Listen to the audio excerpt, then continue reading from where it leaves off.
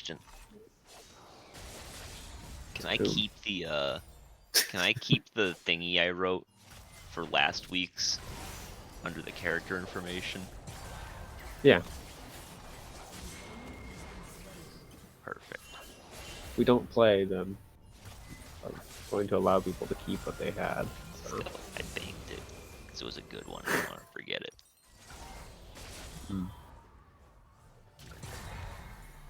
That's the way to do it. No, we'll have to say you didn't then. To keep it. Nope, you can't. That's illegal.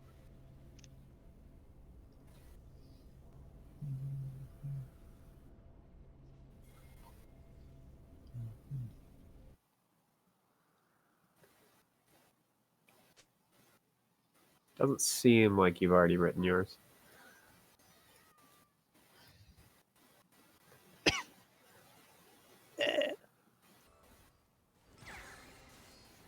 Don't die, Lumpy. We already had one person nearly get there. Liz. Nearly get there. Almost hit the finish line. Didn't quite make it. I'm sorry, guys, but I'm very ill. Oh, no. If Hayden gets here, tell him that we can't run this week. And then when he leaves, I'm fine. No. That could only be 3. Can only be 3 if you guys actually run rather than just chat for like half an hour and then leave. I don't recall us voting to have this session. You just dictatorially said there was one. What the fuck? DM shows up, the players go, we decided not to run this week. What the fuck? I mean, that is the thing you can do. It's called not showing up.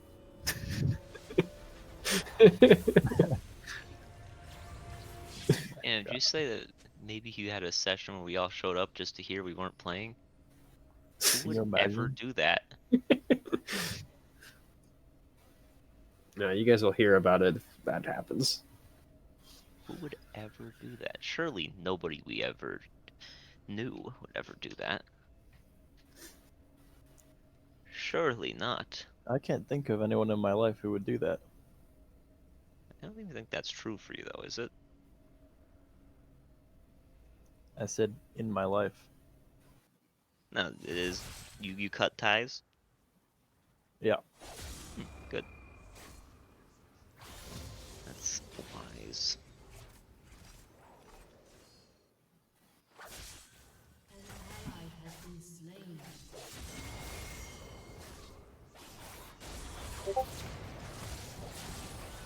Any reason for it, or you just decide?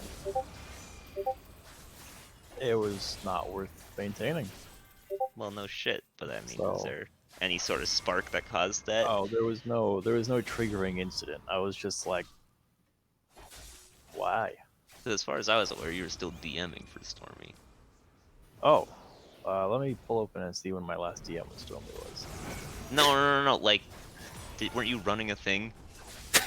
Oh yeah, that hasn't met this calendar year. We sort of finished up because I was making a collaborative D&D setting with my real life friends Dan and Vicky, and we wanted to test out how it would like work, and so we pulled together like a short arc, and so we had brought in Stormy and Maya and then Dan and Vicky to just like do the arc and see how it worked. Damn, that must have been rough. You must have got no actual testing. Actually, we kind of did, because like the setting, there weren't many mechanical differences with D&D. We just wanted to see like how fleshed out the world felt. Like if we dropped in players and they started interacting, like we wanted to see like what questions they would ask that we perhaps didn't think about in world building, right? Did they Oh, ask the give the important one, world like more what kind of burn. butterflies are there? Actually, my friend Vicky is pretty like into making up fantasy animals, and so I was like, I know Stormy likes to ask this kind of question, and Vicky was like, perfect. Let me pull up my chat history with Vicky to show you what kind of things she likes to message me in the middle of the night. All right. Okay, so crabs, only they're free like tarantulas, and they swarm, and they are organized and steal shit from your picnics and purses. Still delicious, but you have to shave them before you boil them. An ally has been Howdy. We're hearing about tarantula crabs. All right. Tarantula Middle crabs, of the night, a few weeks ago. How about this? Retractable giraffe. Like a regular giraffe, but all of the limbs and also the neck are retractable. Like, I just imagine the thing being scared. All of a sudden, all of his limbs just go. It just collapses to the ground. Yeah, she says in its resting state, it's basically a large fuzzy giraffe print egg. They sleep huddled up in giant nests. Also, when they eat leaves, they only extend their necks as much as necessary for each individual leaf, or each bite, I guess. So, like if a tire jack and a giraffe had a baby. I like this animal. It sounds hilarious. This is just, I'll just get these in the middle of the night. And so eventually we were like, you should just start like compiling these. Yeah, could you send me some of these? These sound great. Asked a question about what's there, and you hand her like a 250-page log. Kind of, yeah, actually. And I'm We were like- alright, so this is the local wildlife. Mm. That's definitely something I had trouble with when I was designing worlds like that. We were like, this is the monster manual. Yeah. Although I guess most of the time when I'm designing animals like that, I tend to think of like earth creatures and then think of how the environment is and then just go, bam, there we go. Like I think I created a lava world for one of my projects when I was going through school. And I think, if I remember correctly, it was based on Muspelheim? I don't know. Basically the fire area of Norse mythology. And what was it? At least the two that I can remember with very high clarity is lava eels, and I think, what were they? They were a type of plant life. I think they were like ash bark trees or something like that. So they were trees that basically, when lava flows hit them, would secrete maybe it wasn't even secrete, but basically they used magma as a method of like hardening their bark by piling it up around their bases so that they wouldn't get like pulled away or burned away in the next lava flow. How about this one from Vicky? I'm thinking about a cool steam-powered snail. It's like a regular snail, only fueled by steam instead of standard snail fuel. I can imagine the designer for that. What is I the think you're just standard? describing a fucking clockwork snail, my guy. Yeah. I mean that's exactly what it is. The designer, I've designed a clockwork snail. Why? Because It's a snail, but clockwork. Well, yeah, but why? What do you mean, why? Didn't exist before? Is there any greater reason? Yeah, what the hell is it supposed to freaking do? Isn't that like a waste of like materials and components? What are you, stupid? Now, if it was a clockwork flail snail, that's actually freaking something. Look at See, it. I instead prefer the clockwork snail flail. She makes some cool magical diseases that are basically like, you know, the mass hysterias that happen historically, like the dancing plague or whatnot? Yeah.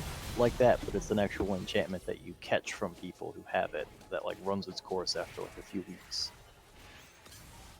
Those are pretty cool. Yeah.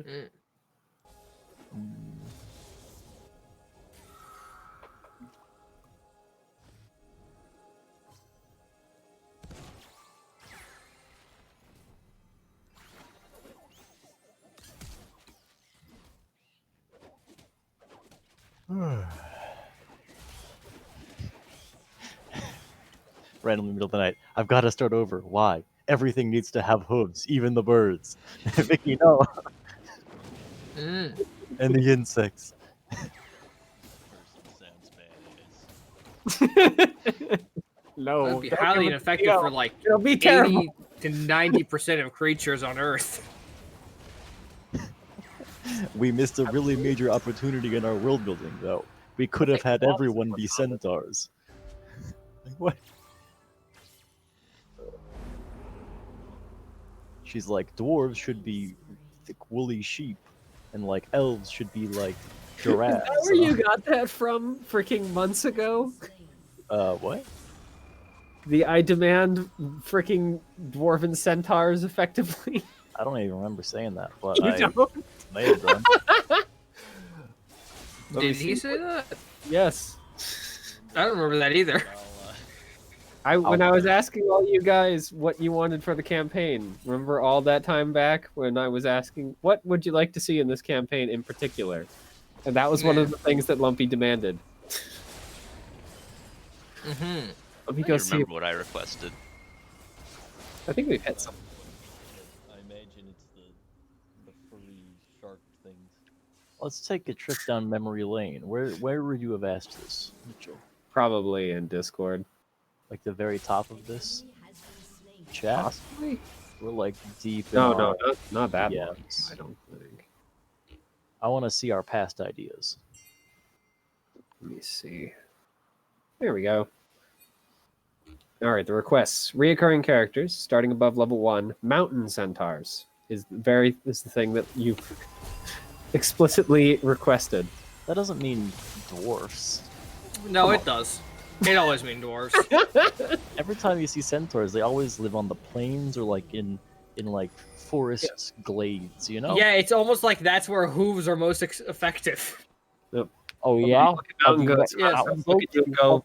Wait, what? Mountain You- goats don't have Canes? proper hooves. What do you mean? They don't have fingers. You realize that there's more than 2 types of... Their hooves are Whatever. bicameral, like a good legislature. Yeah, they have cloven hooves. Yeah, like the devil and the Good U.S. camel. Senate, Congress. Like a good camel. Mhm. Yeah, I guess. Tell me, camels don't have hooves. I don't know what that has to do with the mountain goats having hooves, and what good camels have to do with it. I thought cloven was a type of hoof. Yeah, it is. Then But shut the fuck- centaurs usually have horse bottoms, which do not have cloven hooves. We are not allowed to break with tradition in this setting. No, sir. That's why I said usually. As Cunt. a reminder, there's already creatures that are horses, quote unquote, but don't have the normal horse features beyond they have 4 legs. This is true. Remember the very poorly named dorses last time we played? What are dorses? No, my mind very kindly blocked that out, and now it's come rushing back to me. They will have a better name, probably. Eventually. When I get around to thinking of one. I don't know what. Yeah, they look like drakes. Oh, that's a picture I stole from them, but yeah, they're Yeah. basically giant lizard horses. Oh, I remember that now. Yeah.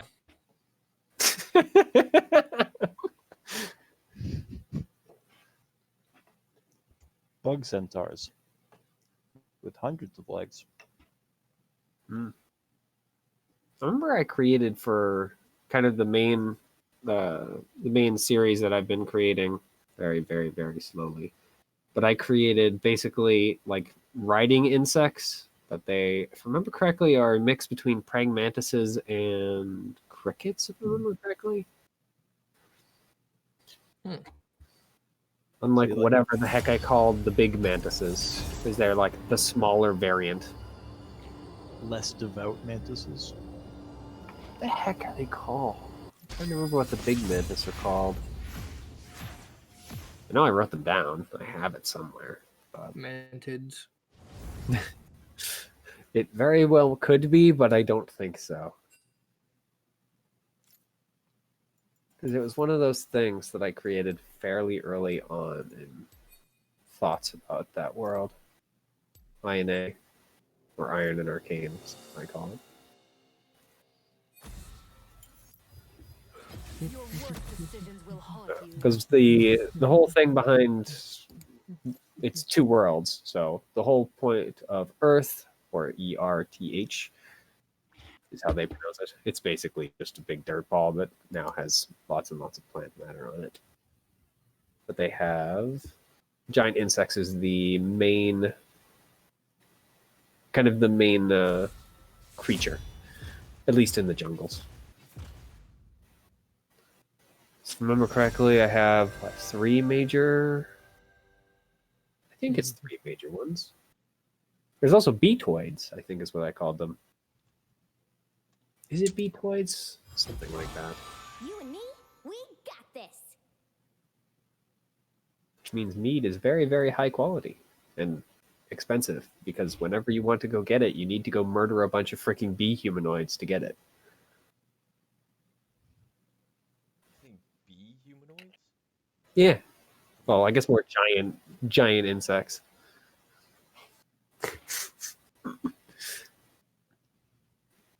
What I called them? I'm still freaking mad that I entirely didn't think about crustaceans being a manse. That's what the big one's called. Then crick manse or hoppers are the smaller subspecies. But that I didn't think about. Haven't created amoeba races quite yet. But for the Stormlight Archive and all of the giant crustaceans, I'm very sad I didn't think of that. Because I was like thinking about it, reading those books, and I was like, this is freaking brilliant. How the hell did I never think of it? Sad. Well, because if everyone thought of it, it wouldn't be as brilliant, would it? Yep. And they have 2 kinds of hunting beetles. I think it's 2. What is the first one called? Wait, what am I doing?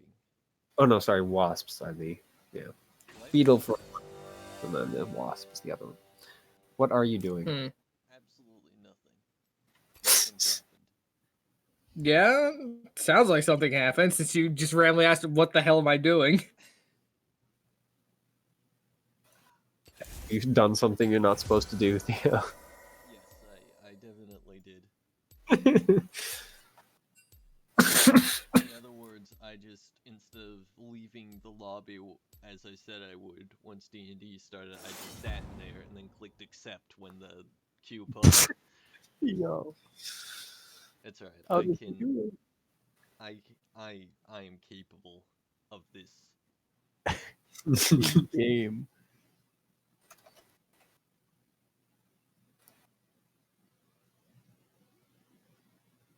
It's fine. I can buy them. I can just pretend to fall asleep for the next like 20 minutes. No one will suspect a thing.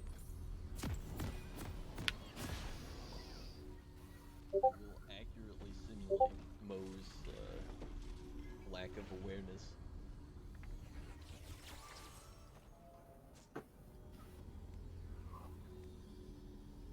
Need to keep doing that ethnographical thing for if I stopped at one point.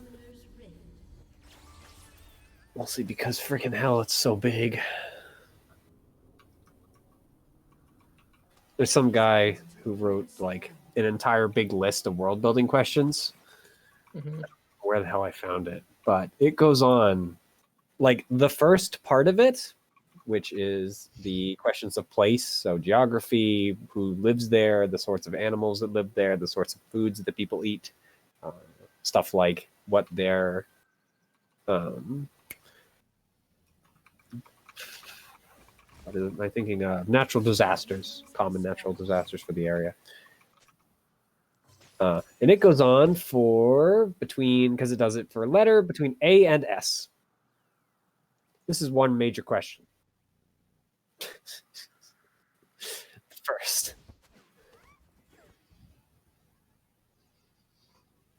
I always forget that I did that.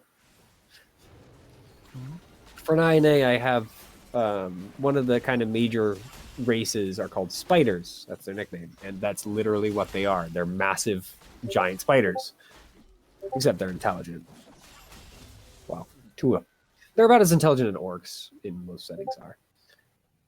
they have. They're basically giant spiders with a couple of extra, one I think is the major difference. Only about half of them can spin webs, and they have little kind of semi-humanoid arms that they can fold up underneath their head so they can hold more usual things. Because it turns out big spider claws are not very good for holding anything. But I see they... a fucking spider with fold up arms and be fucking pissed and killing that thing instantly. I mean, that's what people did for a long time. They did the same because they're hunters. It's fucking cursed. Yeah. But one of the questions is, what do things, do people keep pets and what do they keep if they do? And the machines and delvers, machines are the weird, like, squid tentacle things. They're intensely curious by nature, so they, of course, keep pets.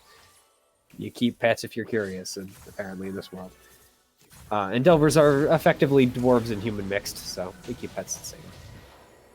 Though they tend more towards, like, hunting animals rather than just in general.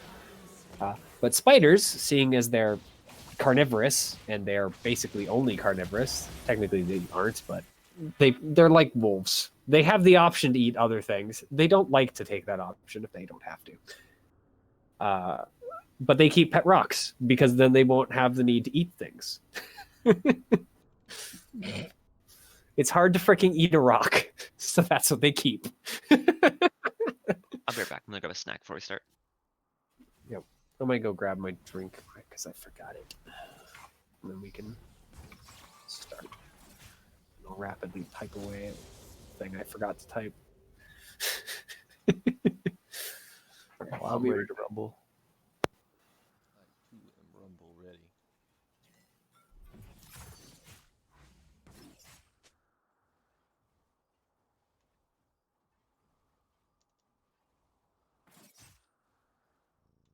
I'm ready to commit atrocities for no reason other than it's funny to me. I forgot. I had the most brilliant naming conventions for this world too, as I just look at the creatures that I have in the more, less populated areas. And I see long-necked horses, or lorses. Fucking cursed. You can't just replace the first letter in horses with everything. These are zorses, and you got your borses over there and your gorses over there. If you look way over there, you'll find some horses. Horses are actually one of the few animals that don't exist. And behind them, you got your jorses, gorses, and malorses. Malorses are just normal horses, but they're angry all the time. Save for malcontent horses. After I left the more foresty area, or the jungle area, really, and got into the mountains where there's less people, and so the animals are a little fiercer. At least things got a little more interesting, seeing as the mountains are dominated by like more dinosaur-type creatures, big, huge reptiles. We hate reptiles. Yeah. Him was another extinction event. Yeah. Oh yeah, Think the what? horses. How could I forget the horses? Worse. But I have the rib breakers, which are basically constrictor snakes that do exactly what their name suggests. Because it turns out not having ribs makes it really easy to freaking, eat something because it can't fight back. Rib breakers, constrictor snakes. Yeah, that checks out. That's just you just made constrictor snakes again. Yeah, they're Which, just big. granted, kind of sick thing to make again, but Yeah. And they live in mountains, so they're a little different. Razor wings That's true. are raptors that literally do the same thing that their name suggests, because delvers are not very creative when it comes to naming things. And horned leapers, which are basically goat-sized ponies that jump at you with their horns leading the way.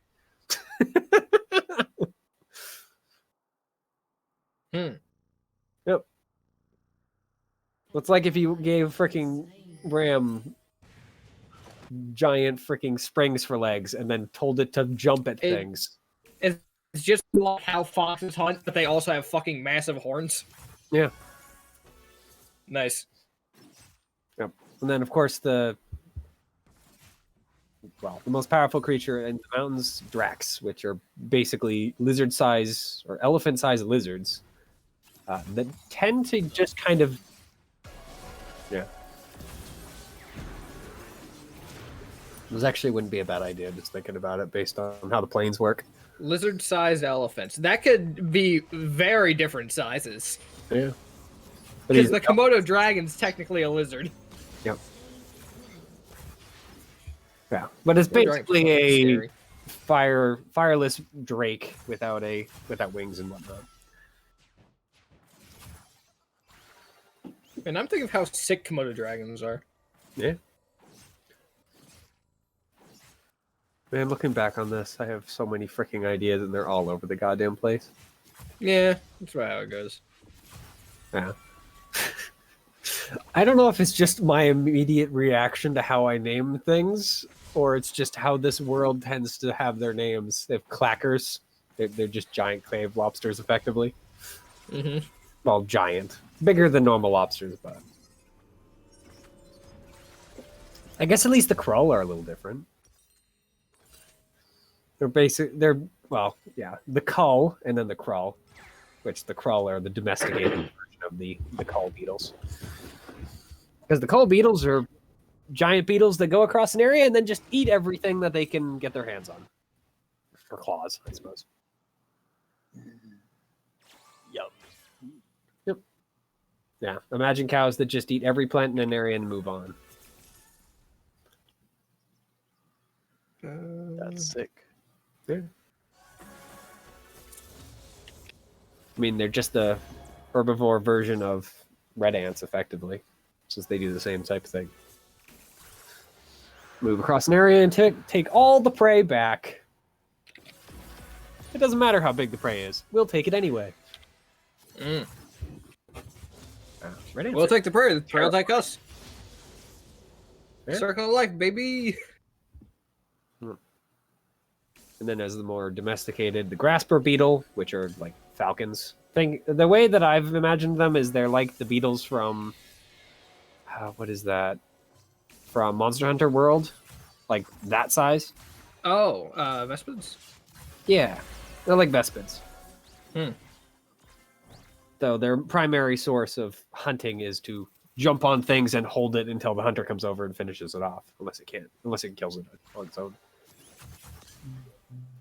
And then a type of burrowing wasps called Hound Wasps, which do exactly what they sound like they do. Except they can't fly. They're wasps that can't fly. They jump instead. Hmm. And they're the quote-unquote hunting hounds, because hounds are not a thing that exists on there. And then Blood Creeper, which I find kind of interesting. No, 'Cause they hounds have- kind of cringe. Yeah.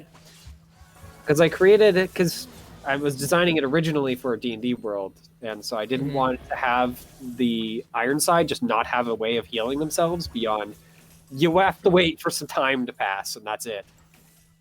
So I created a type of lichen called Staunch, at least that's what the nickname was, which effectively coagulate wounds at a rapid rate. So they suck blood, but they coagulate it at the same time. Oh, Lichen. Yeah. I was baffled. I thought like a new type of lichen. I'm like Lycan. Okay, cool. So like a new type of were animal. No. Lichen as in the plant form. And then, well, yeah, and then you went that direction, and I had like a moment of like whiplash where I was like, "What?" Yeah. What's going They have on? Blood Creeper, which is the hunting version of lichen. It's a subspecies of the staunch lichen. Hmm. Because it points kind of in the same direction that the injured creature is.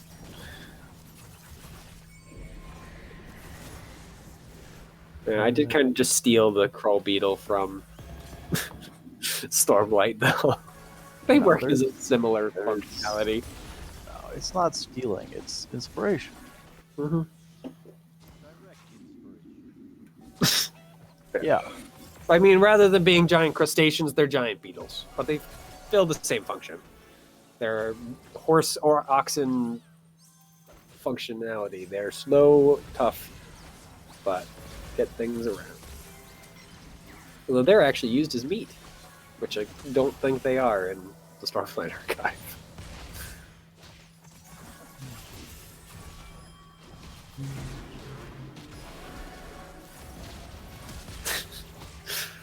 I forgot I made that mention. Yeah, most people ride Crickmants because they don't try and eat you if you try and ride them. But crazy folks will ride full-size mants. Okay, I'm back. Sorry about that. All right. Welcome back. Welcome back. Has everyone done their thing for the day? I sure did. Yep.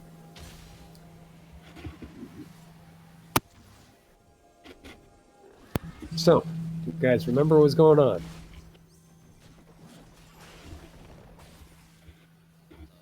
We found our dude. And we were heading back with the dude. Mm-hmm. Well, you were about to head back with the dude. Yeah. About to start heading back. Alright, I have to stop looking at this ethnograph. I'll be distracted otherwise. More or less, hey, we know you just got here, but time to go. He's like, bro, what the fuck? Pretty much, yeah. And he was like, yeah, I'll do it.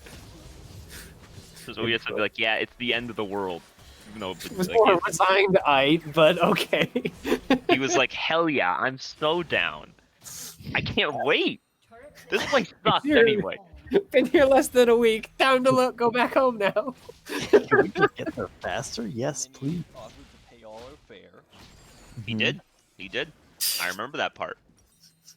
If I remember correctly, it was actually more the opposite. He said no, and then said you're paying. And then he penned a letter, a regret-filled apology, actually, and he mailed it directly to the orcs. I don't think he's actually killed any orcs here. What do the orcs have to do with this? Oh, It's against hobgoblins. Oh, yeah, right, okay. Listen, Man, I didn't realize that Lumpy is also racist. What can I say? Art imitates life. God damn right.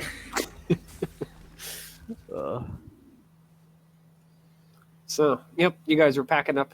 Well, he was packing up his camp while Yep. you guys were waiting. Mhm. As he did not have much to pack up, you only have to wait like a couple minutes for him to basically shove his bedroll back into, or I guess on top of his pack, and then put away some of his cooking utensils, and then he's ready to go. So, Alright. the walk back. Remind me, were you guys heading back to the place you came into, or are you just heading to a town at the coast? Let me Probably get back right to here. the place we came into.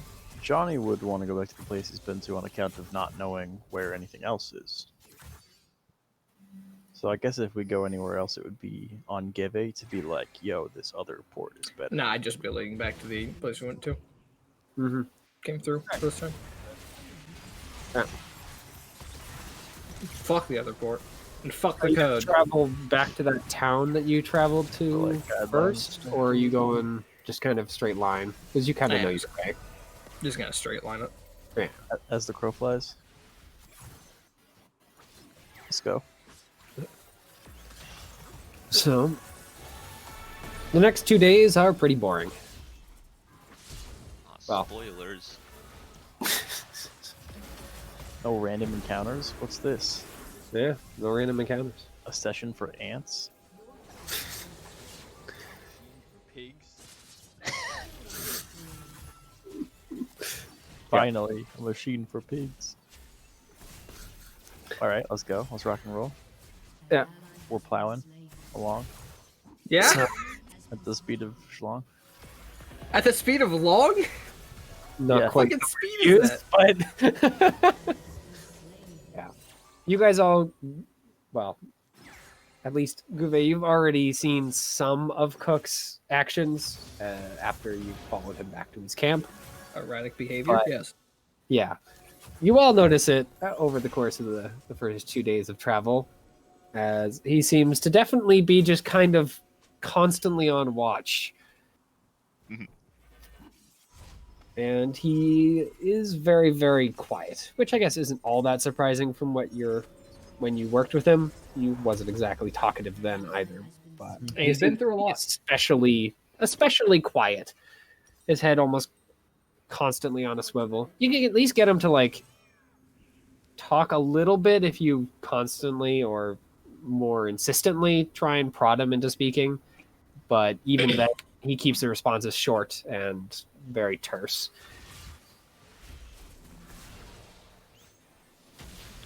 But over the first night, you guys all of you other than Mo, hear him, considering Mo's asleep, over the course of your individual watches, hear him kind of murmuring in his sleep. And during the day, he does seem to be just kind of looking around almost at random. Once in a while, his gaze falls on you, but like if you meet his eyes, he doesn't seem to be looking at you. He just seems to be looking at something in your direction.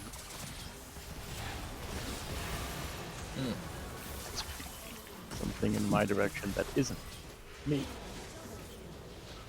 Yeah. He's looking past you, as it was. Oh, okay. Man, Whenever I PTSD is notice a hell that, of a drug. Whenever he does that, I'll just turn around and see if I see anything behind me. I mean, nothing other than more forest. But at the end of the second day, you guys finally like reach more civilization as you find a road.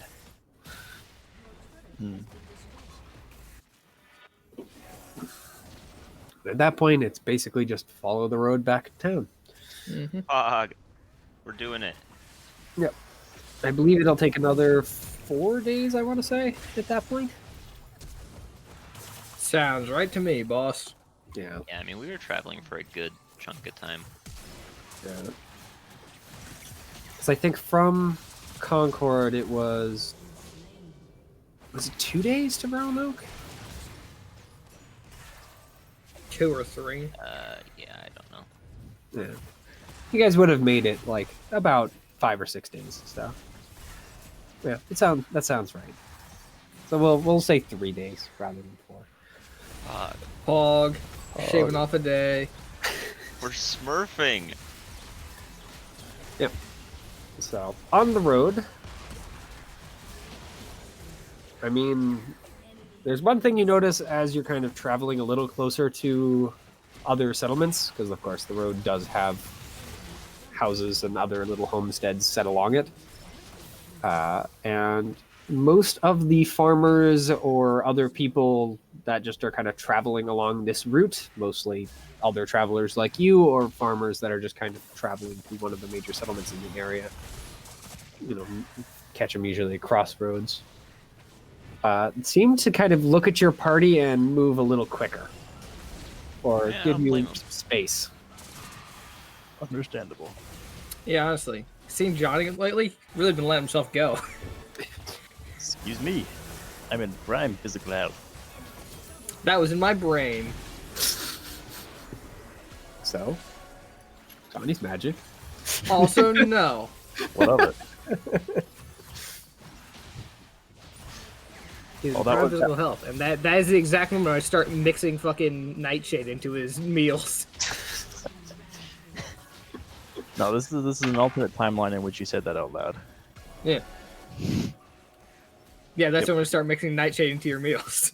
Oh, Alternate timeline me is even worse of a person. It's very amusing.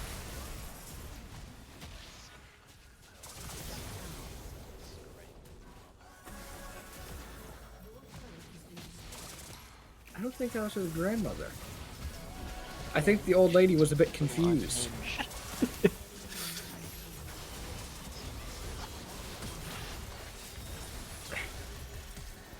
Probably trying to find goblinoids to kill.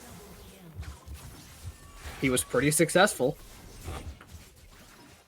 Like lost or something. Like he led her astray or something. I don't know. I don't know if that was why she was lost. My interpretation was that she lost where he was, and so sort of wandered. Yeah. Yeah, I don't think he like led her into the woods and left her there. I think I think she got separated. confused and then walked into the woods trying to look for him. Yeah, like they got separated type thing. But I mean, Mitchell? but I mean, Some wrong like, points anyway. but like honestly, if that's how Mo interpreted it, then wouldn't Mo ask? I guess I do just ask you guys. Yeah. No, I think Oh. she just seemed kind of confused. I feel like we can leave it lie, Dementia has set in. but only because we kind of are in a rush. Also, we're 2 days late. I'm not doubling back.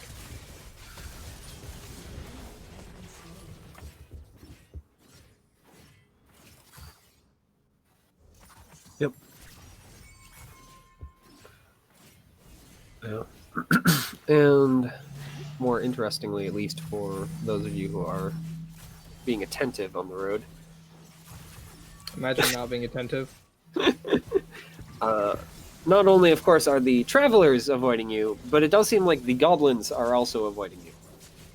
You see at least a couple of bands that like start to move into ambush positions and then notice who you're traveling with and immediately abandon said positions to basically vanish back into their woods. You really take the fun out of traveling. Personally, I could do for some peaceful traveling. But We didn't the end of name the day, so you guys set up to camp. Mm-hmm. Are you just assigning Cook a watch or letting him do If his he thing? wants to take one, He he can can take do one. whatever he wants.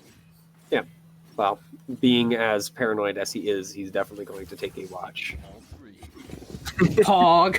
Unfortunately, he's not quite that gung-ho about it. I haven't slept in months. But for at least the road, which is a difference from when he was traveling through the woods, he does set up a couple of fine little tripwires or something along those lines. And stays up at least for the first watch before nodding off. Fair enough. Remind me, what are your guys' watches? I think it goes what? Oyako, Johnny. Yeah. No, Oyako, Guve, Johnny, right? Yes. Yep. Yeah. Listen, those guys get their beauty sleep in. It doesn't help, but they can take it anyway. Mo needs a lot more. Yeah. All right.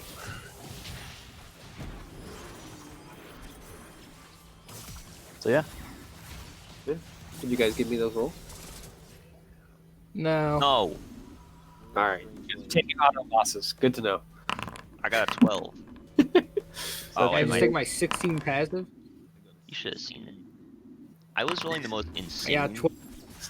like dice. Oh, why are rolls. you rolling? I'm gonna take some kind of like halfway where I take like the first 2 hours of the first watch and the last 2 hours of the last watch and sleep in the middle. All right. A hero, if there ever was one. 2 half watches. Why not? I'll take 0.5 and also 2.5. Okay. No, watch 0.5 and watch 2.5. I see.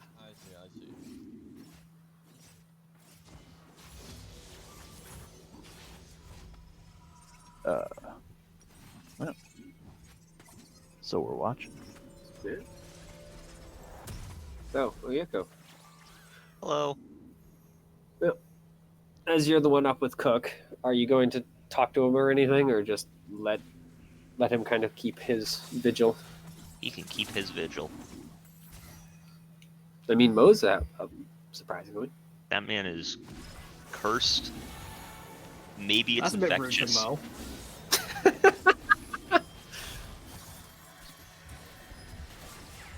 Listen, I know Mo's attentive, but like, come on, it's fucked up.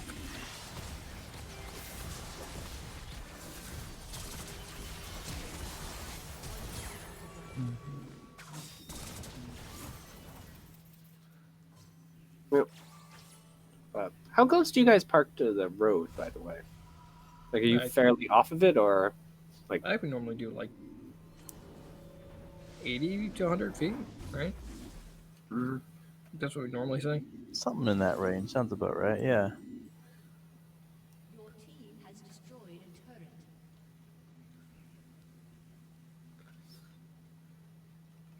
All right. So, oh yeah, go.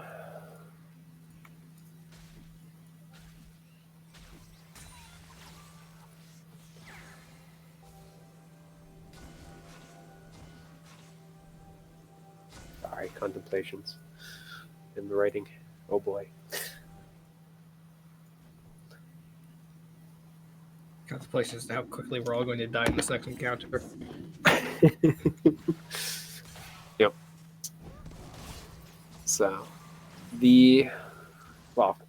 Cook and Mo are pretty quiet. At least I believe that's correct for Theo. At least I didn't hear anything. But it sounds like Johnny is having a bad dream. And eventually, Johnny, you do wake up from said dream partway through the first watch. I listen into that dream as hard as I can. I keep some attention on him to make sure he doesn't start, like, I don't know, like reaching for a weapon or anything. Because if that happens, you know, you always wake people up when that happens, because then you get dramatically stabbed by them, and it's like, Oh my god, that's pretty fucked. remember that scene in the first X-Men movie? No. Ray. You guys want me to pull Lumpy away and do the dream? Because he You doesn't. can if you want. Or do you That's guys okay. care? Well, I guess, does Lumpy care if you guys hear about the dream? I don't want to be embarrassed by how little I remember of my backstory. So, Fuck! All right. Hard argument that. Oh, we but only honestly, have like a secret channel, so we I can guess do it here. We can do it have here. It's fine. random It's fine. It's fine. No, we can do it here. It's fine. Okay. So, your dream starts. Oh my god, Lumpy doesn't even remember that in his backstory. He has dreams. This guy. Yeah. Your dream starts of your life before. Seemingly idyllic as it can possibly be. A quote-unquote sunny day for Arathia, anyway. Calm, not even really all that windy. With only a very thin layer of clouds hanging in the sky. Your father working the fields with the dregs. And your mother painting in the yard while waiting for the wash on this line to dry. You help in the fields, trying to get the harvest in before going over and watching, and then trying your hand at some painting. It continues as the day wears on until eventually night falls. And you seemingly, rather than falling asleep, stay as kind of a like more spiritual creature, like I guess watching yourself sleep type of thing. Oh, it's like an out of body experience type thing. Yeah, Or like I'm looking down at myself as a kid sleeping. yeah. And kind of looking at your own body, you see yourself as an adult, grown up and more used to things. And you have this like feeling, like the emptiness that you're kind of used to, that you're not usually aware of, has been filled again. It's a very odd sensation. Hmm. And then you hear the screaming and the fire crackling. And the events of what you experienced once are experienced again, as your village is burned and wrecked by the goblinoid horde. Not again. Not this night again. Not this night again. Oh no. Ah, fuck. Hey, fuck. And as your own home crumbles around you, and your childhood self is buried in the rubble, for the second time in your short life. You kind of throw a glance around looking for the goblins that you killed so long ago. And this time, you spot them, seeing as you're now an adult standing outside your house. Except the goblins don't look right. They're not firm, more creatures of shadow, kind of insubstantial in their methods. Even the fire doesn't seem to quite be as bright and potent as it should be. And leading the pack, the leader of this monstrous band, rather than a goblin head, seems to just hold a single dark eye, closed for the moment, but as it kind of turns towards you and your burning home to flee the valley, the eye opens up into a blinding whiteness, filled by only a single black drop as a pupil. The goblin charges on past you, but the eye keeps on you, even to the point where a goblin head would no longer be able to hold the neck. And you just hear, just from the crowd, it comes soon, before the dream fades back into reality again as you wake from your very obvious nightmare of reliving the past. By the divines. Right.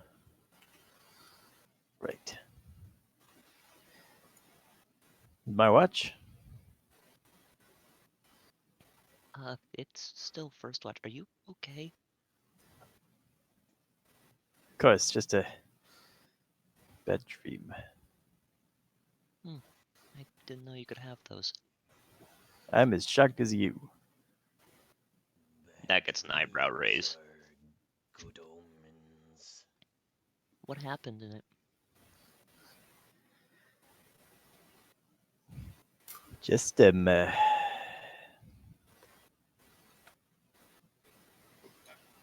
some remembering of that which is better forgotten, or something.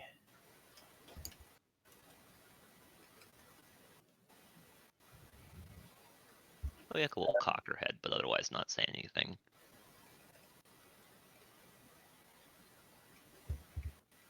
Do you mind if I paint by the firelight while you keep watch? Would that be distracting at all? No, that's fine. If you can't fall back asleep, by all means. Thank you. And I'm not going to be like making an effort to show them what I'm painting, but I'm also not going to be making an effort to hide what I'm painting. I'm just going to try and paint the spooky eye and the goblin who held it. I will try to look once he's like finished with whatever he's painting, but not while he's doing it. Yeah. It is pretty fuzzy, but you remember enough of it to get a fairly rough drawing of it, at least of the shape and whatnot. It's not a very hard image to draw. Does this mean anything to you, by chance? No. Should it? I don't know. Probably just a demon or something. Why are you drawing it? My village was burned, and I dreamt I watched it happen. And Is this something that actually happened, or? of course, heroes aren't born, they're made. They're forged in the fires of torment. Yeah, to an extent, that can be true. Do you guys all come from burned villages? No.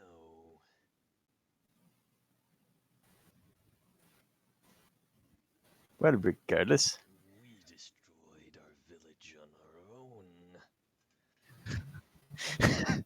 I gotta say, that is a new one. we didn't need any outside help. And who attacked you people? attacked. Well, I dreamt the leader of the goblins had this eye, and as I dreamt it, it followed me, as if it could see me. I don't like that. Neither do I. Maybe something did see you. That's what I fear. Well, To you, cook. He seems to just be kind of staring off into the darkness, not really paying attention to the conversation. But once you say his name, he kind of starts and turns over to you. What means what again? I was watching. He stares at it for a few seconds, and you definitely see something in his expression. But whether it's fear, recognition, or just puzzlement, he at least attempts to hide whatever it is. I roll insight, try to figure it out. Sure. Regardless, he is going to just answer, it doesn't mean anything to me. You sense that all three of those emotions are actually the correct emotion. Are you lying to us right now? Because from your reaction, it seems like you at least recognize it, even if you don't know what it is. I dreamed of similar dreams. I rolled that so I could get like a 2 and be like, seems honest enough. He's a fucking liar. Adam, you're lying. I know it. Wait, how do I know that? See, you're Dreams having involve dreams too. goblinoids, greenskins, as well. Sometimes, not always. Hmm. He just kind of shivers. But always that eye.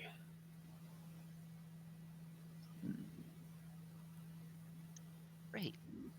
That's just great. But at that point, he sets his jaw and stares back out into the darkness. Well, at least you're getting stalked by the same eye he is. Let's look at Cook. I shiver too. Here, Johnny. Hmm? If whatever that eye belongs to finds us, it'd be best if you'd be well rested, so get some sleep.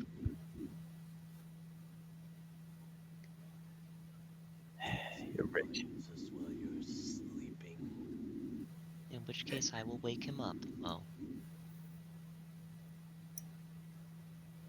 I wake him up first. He's being woken up either way, Mo. That Feeling competitive all of a sudden, Mo. It's my first watch. Mo's feeling competitive after that fucking nat 20. Mo's got something to prove. Fair enough. Which still gives me a lower number than the roll. Yeah. At that point, Cook does seem to grow at least more exhausted than he is usually and head in kind of right before the end of your watch. Fair enough. Well, I'll do my best to get some sleep. Thank you. Just nod. Yep.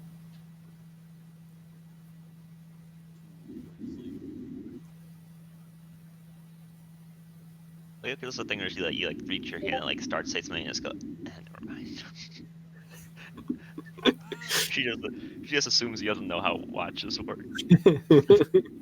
I will wake up Johnny. Goes to sleep. So, yep. But otherwise, the rest of your watch passes uneventfully. So, I'm guessing you wake up Uwe at the appointed time. Yeah. Did Johnny leave like the painting out? I don't know. Did Johnny leave the painting out? Yeah. Well, Guve, we're not going to talk about it now. We're going to do it in the morning. But you should probably take a look at that painting, okay? Sure. I will check out the painting. I'll give her a thumbs up and then go to bed. You've never seen Johnny paint something so imprecisely, with so many stray. I've never seen Johnny paint something. Now we've seen him paint in front of us before. I've never paid attention to Johnny painting anything. Johnny's painted his armor. I thought he was just taking really slow pictures. My armor's painted. It's I like hate to tell you, cameras do not exist. all kinds of. I thought he was painting very slow pictures. I will not back down. I'm too stupid to know when. Must be an elf thing. No, that's just a Payton thing. Peyton always plays an elf. It's an elf. That's not true. No. Most of my characters right now are actually humans. Mm-hmm. Yeah, he's played a few humans. Mm-hmm. So, He alternates between elf ranger with gun and not elf ranger with gun. That's not true. First one had a bow. One of them wasn't a ranger. They just had a gun. Bow, portion gun, same thing. All right. so. But yeah, the rest of the watch passes uneventfully. So you wake up Uwe at the appointed time, who gets to watch Cook be unhappy as he's normally the last at least 2 nights. Apparently this one is not any different.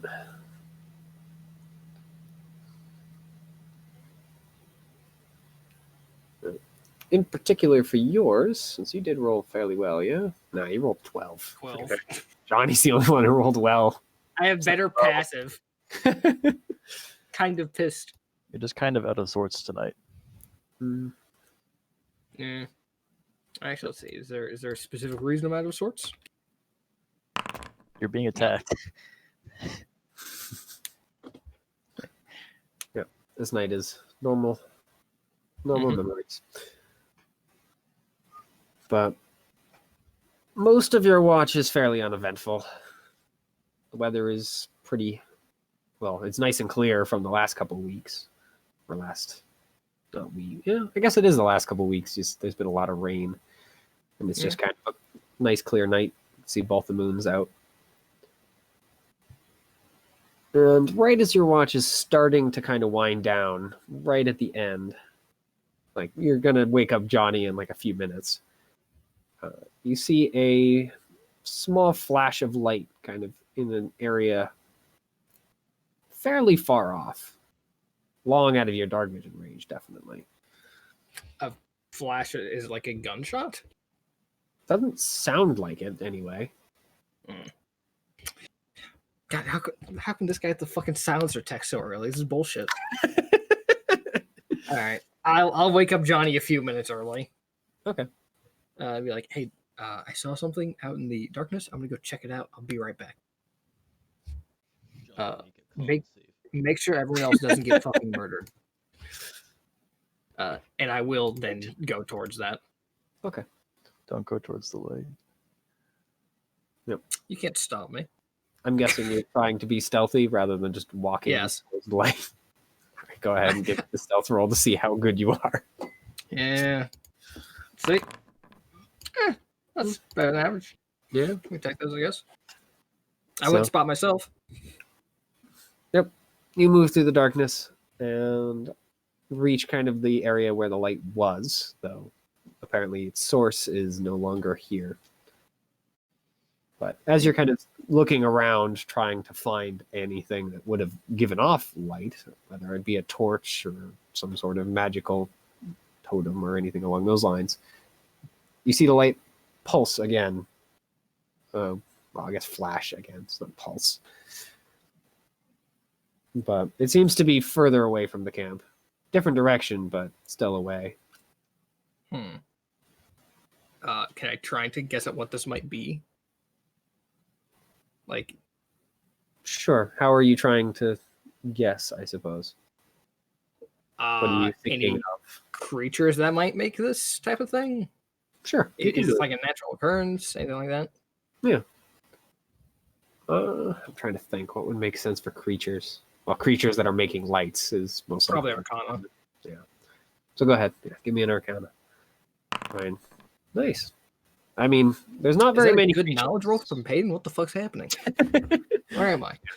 There aren't very many creatures that create light. Unsurprisingly, predators generally don't. The one exception, of course, is will-o-wisps, as that's literally their entire shtick. There's a couple of more intelligent ones that might do it as kind of a lure method, kind of similar to the will-o-wisp mentality, but they're unlikely. Do willows do this like flash thing though? I thought they normally are just like they look like lanterns there in the distance. Mm-hmm. Normally, but you do know that they can douse themselves. Have I ever heard of Will-o-wisp acting this way? like this? No. This would be definitely a weird will-o-wisp if it is one. I'll still try and check it out then. For now, at least. I will have my weapon ready, but I'll go to the next spot. Yep. The next spot you recognize. You're not sure why, but the trees just feel right.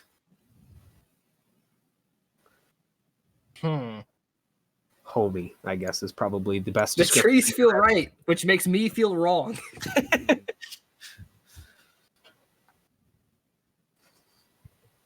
Yep. And looking around, you kind of immediately realize why.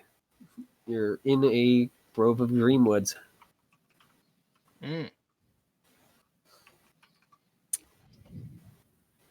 going to guess there shouldn't be any dreamwoods around here.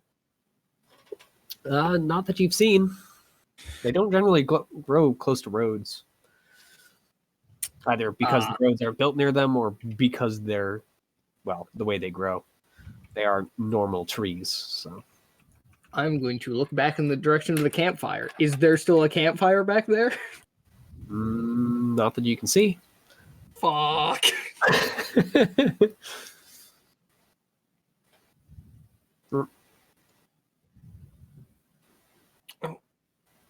Looks like we're along for this ride.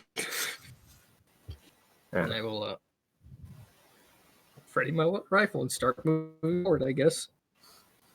Yep. Are you just pushing into the grove more, or trying to? Yeah. Something wants me in here. This is going to end with either me going in here or something terrible happening, by my estimation. So let's just get this over with.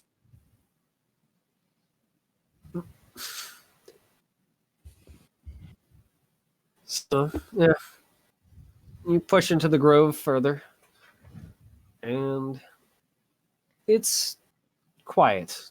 Like, you didn't notice it at first when you were near the campfire, but like, there are no animal sounds. None at all. It is immediately unnerving, as these areas are normally filled with animal sounds. They are, of course, places of nature, very heavily. And kind of flitting around the grove, you do see at least what might be the source of the light, as a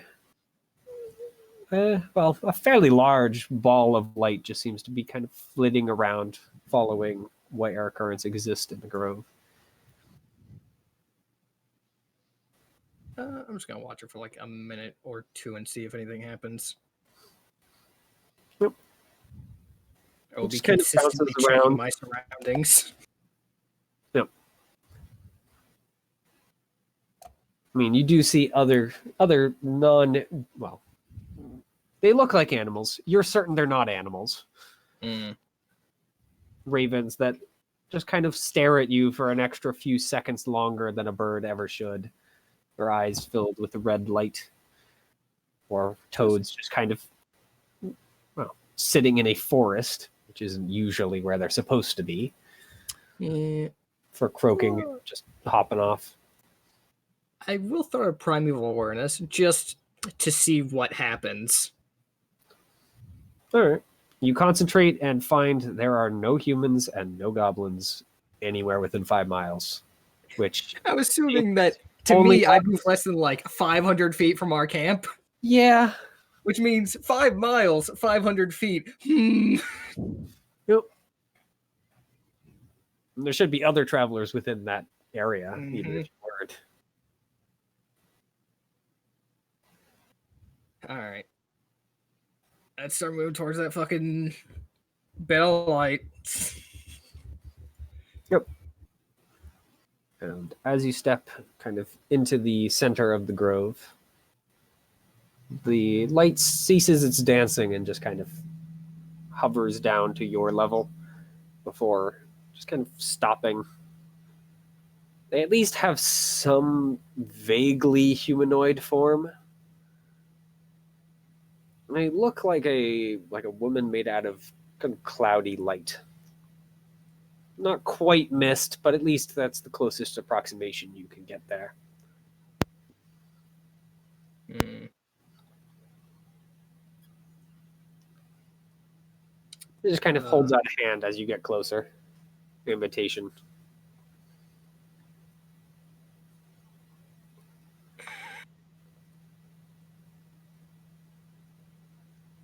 Yeah, I'll grab the hand.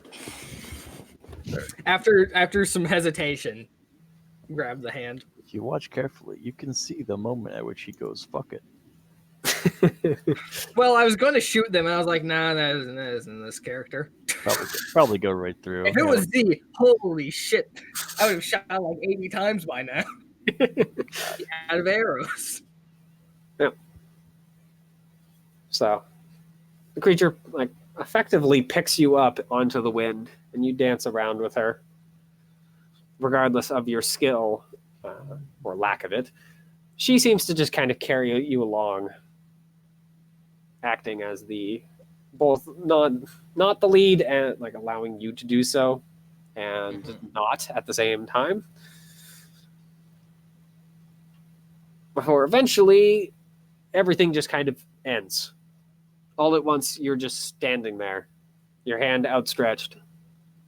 There is no light. There is no windy creature carrying you in an elegant dance through the winds.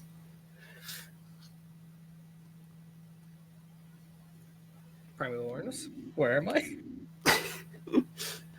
There seems to be a couple of humans within 500 feet of you. Okay.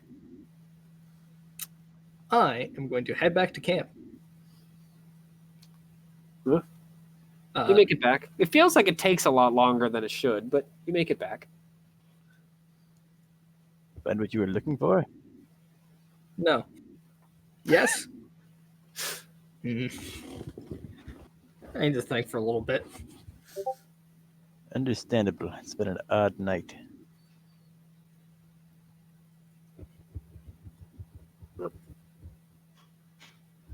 I will then sit down and try and think of what the significance of that was and how I'm going to die in the future.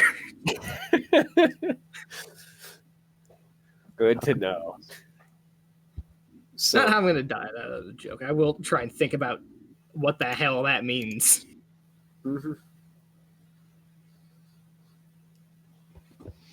But otherwise, Johnny, your watch passes uneventfully, and the sun comes up. You do see, well, I guess uneventfully, except for a bunch of hooligans that walk along the road singing some sort of stupid drunk tune. About a fourth of them in the group of 8 are actually on tune with whatever the song is. The other 6 are singing either some different song or really, really bad at singing. Hell, it could be both. Yeah.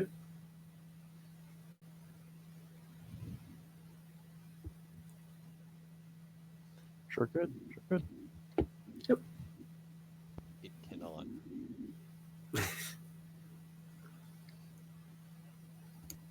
But yeah, your watch ends. The sun is firmly in the sky. So you guys are able to continue onward.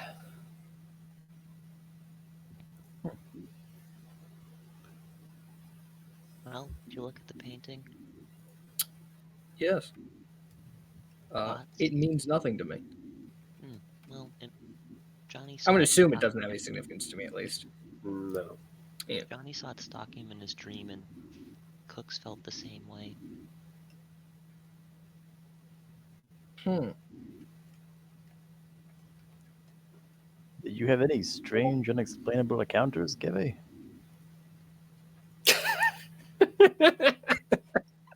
Slowly frown.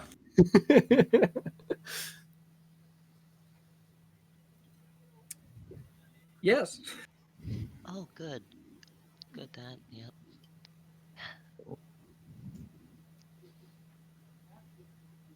I'm currently trying to think on what it means. Does fate even qualify as magic? Or am I just getting screwed over by something even I higher? don't think fate qualifies as magic. I don't think fate really exists. Everyone makes their own choices. Fate can't really account for it entirely. Oh, well, I've always believed in destiny. Yeah, maybe the universe is just conspiring to fuck you over. Shrug.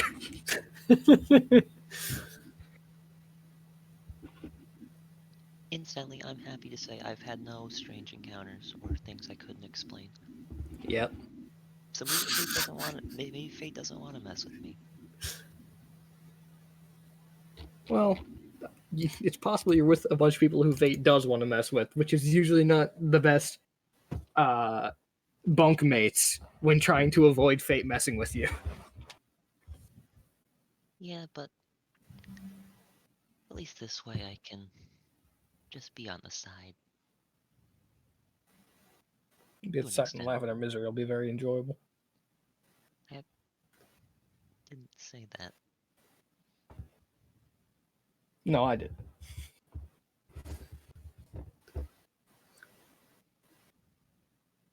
Like everyone that Do you fate's like prefer turd. the right side or the left side? Oh, have you No, also this is not the been bunk messed bed. with It's by top or fate? bottom. Instantly, Mo, I'll take the left side. I'll be sure to angle appropriately.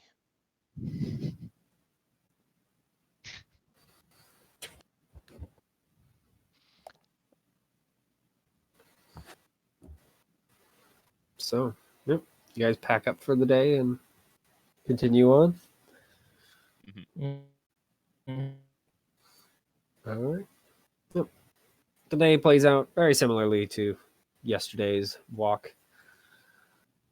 People avoid you for the most part. Well, with I guess one exception. Most people avoid you.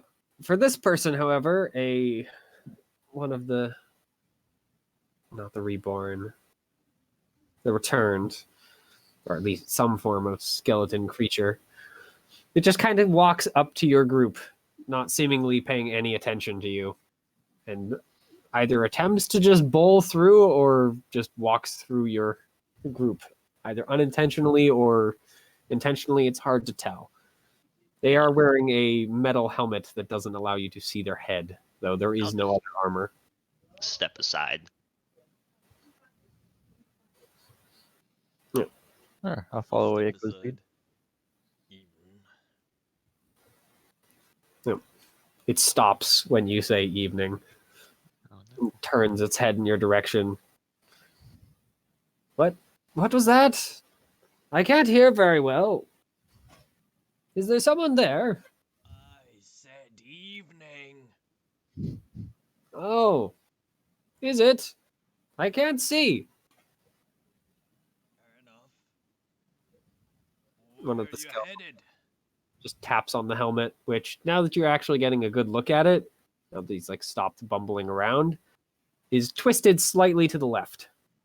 His eyes literally can't see out of the slits. You like us to turn your helmet so you can see? That would be most considerate of you, yes. I guess I'll move his helmet to the side so he can see. You turn the helmet. I still can't see, old chap. Could you turn it again? Yep, keep turning it. The problem persists. Can I take it off? If you can, I'd be most appreciative if you take it off. I'll try to take it off. It seems to be stuck. Is this cursed? I don't believe so, no. Some little scamp ran up and slapped it on my head. I've been bubbling around for the past few days. It's Do you awful. have a crowbar? Why would I How have you been crowbar? eating? Eating? I don't do that anymore. Oh. He just kind of points at his ribs, or at least where he Yeah. assumes is his ribs, and accidentally points to his pelvis. I don't really have the requirements for that. You know, skeleton. No, that's fair.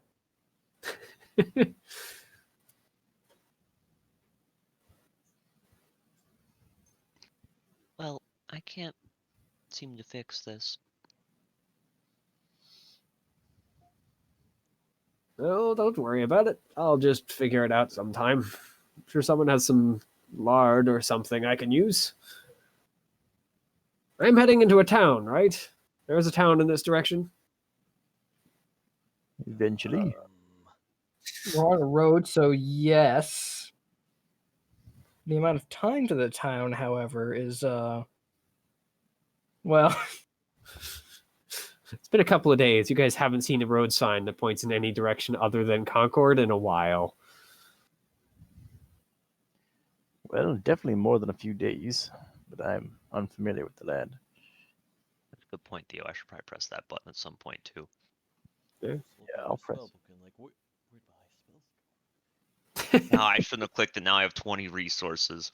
Oh no. you fool. Is that what does it? God damn. That does it. Initiative does it. Just any button does it, but not every time. No, Huh. it's completely random. What the hell? Why does it not save? It's bizarre. You know, this is funny. Yep. And I try to tell it I only have 4, and it goes, "No, you have 20."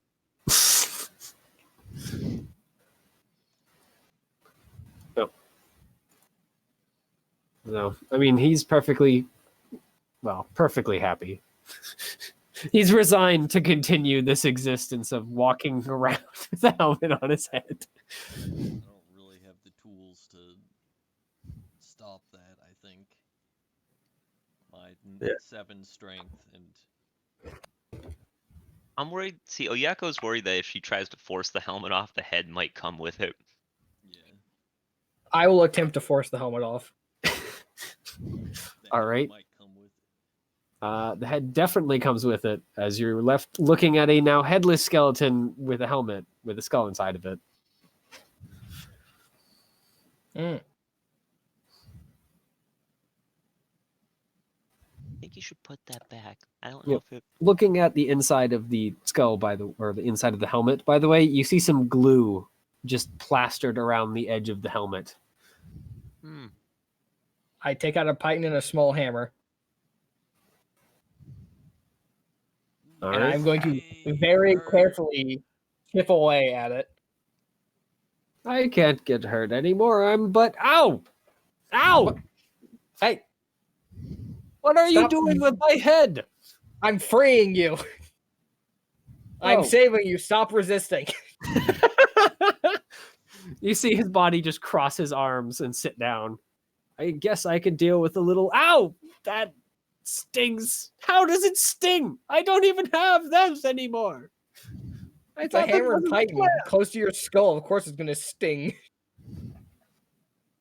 I guess now that I'm ow, and he just kind of continues doing that, unable or unwilling, which is probably the more likely, to cease his screams of pain, quote unquote. But you do eventually free him after some work. Welcome back to the land of not being fucking blind and stuck in a helmet. I put the head into his own hands. He sticks it back on top of where the head should be, but it just seems to kind of float there if you're paying attention to it, seeing as it doesn't actually connect with the neck, since there is no neck to connect to. But he just nods. Thank you very much. That was very kind of you. I've been stuck in that for days now. What, little brats? I will check out the helmet. What's it made out of? It seems to just be made out of some sort of iron. It's not steel for sure. Eh. You can keep this thing as a souvenir. Thank you. I don't think I'll be putting it on anytime soon. No, it's just a reminder not to trust shit kids. I wasn't exactly trusting them. I was just going about my day, and all of a sudden, plop! I had a helmet stuck on my head the wrong way round. Well, next time someone sticks a helmet on your head the wrong way around, just throw out a punch. If that doesn't work, throw out more. You have something to throw at them preemptively. Yeah. I suppose that's fair. Oh, thank you for your help, regardless. Now I can get back to what I was doing. And he starts walking in the same direction you guys are. Yeah. What is your name, good sir? My name? Ethan. At least I think it was Ethan. That's the one who keeps rattling around in my head. And he actually physically shakes his head, and you actually hear a physical rattling sound. Hmm. Johnny shrugs. No, I'm gonna assume I was there before I went to work. Makes me more comfortable. Yeah, very quietly, by the way, for who? I think, Geva, you're the only one with 16, right? The other Yep. two, Yeah. like 14, right? I've 15? only got 15. So, Geva, you hear a very quiet, Ethan! In his head. He's very quiet, though. Mm, Pokemon. that's what you mean. You think about getting that out of there? Oh, I figured it's probably fine up there. Besides, my fingers don't really fit. He does not show you that his fingers don't fit, by the way. He's a little too much poise for that. Mm. You know, normally when you hear that someone has something rattling around their head, they don't mean it literally. He just looks at you. What do you mean? I thought it was supposed to be literal. Your name doesn't rattle around in your head? No.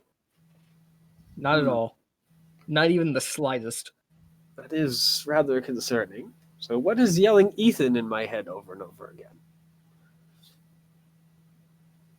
If you would hold still for a moment, I will attempt to look inside his head. All right. It You could see be noted a- as more and more strange things are happening. Oyakoda's kind of slowly taking steps back.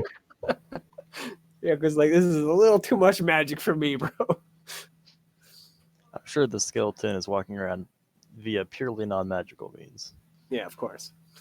Yep.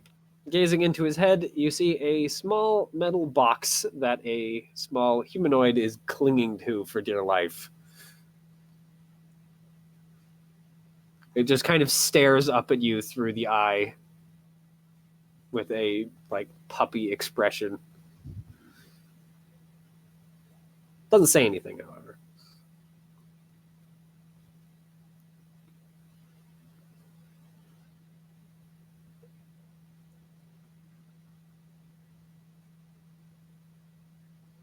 Have we lost Peyton?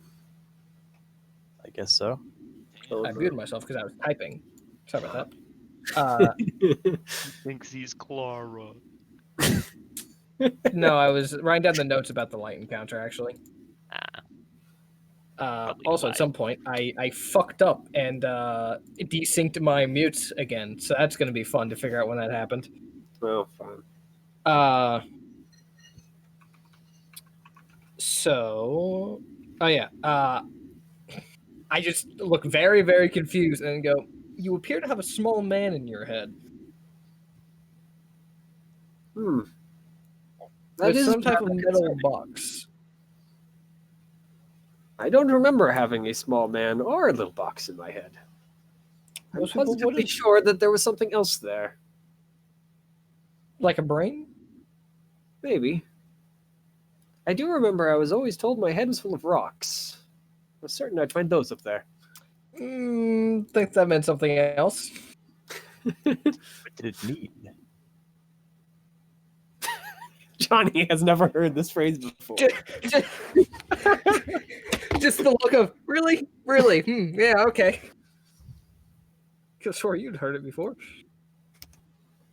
Could you do something about helping him out, then? I don't really want to stick my fingers in my eyes. He doesn't comment on the fact that there are no eyes to stick his fingers in, but, you know. Yeah.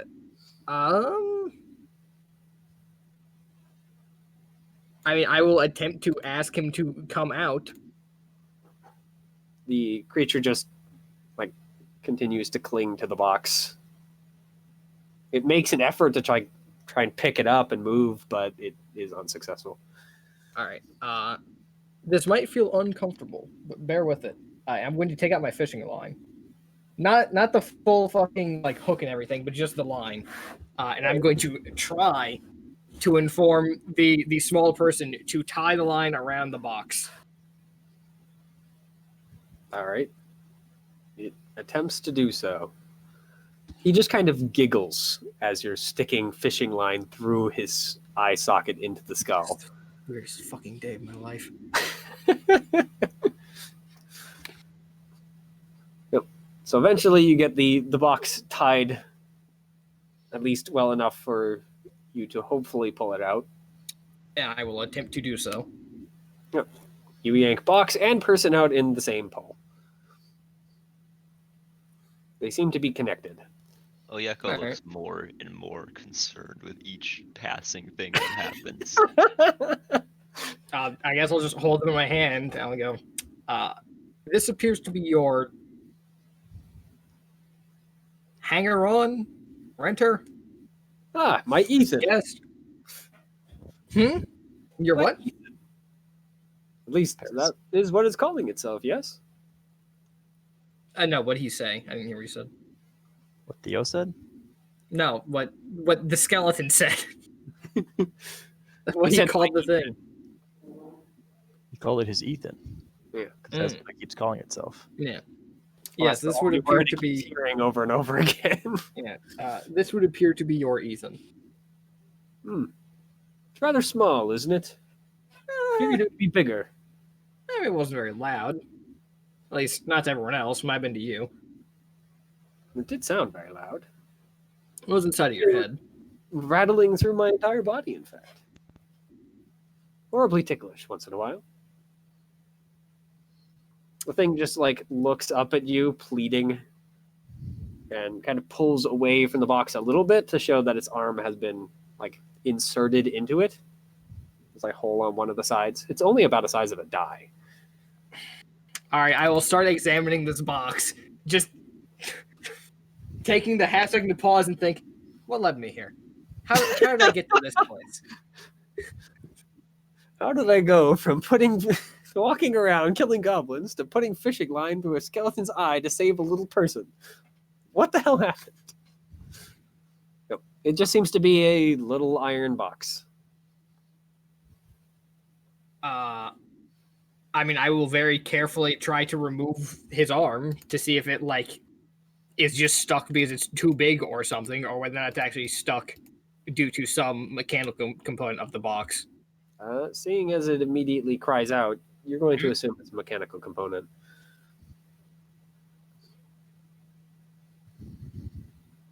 I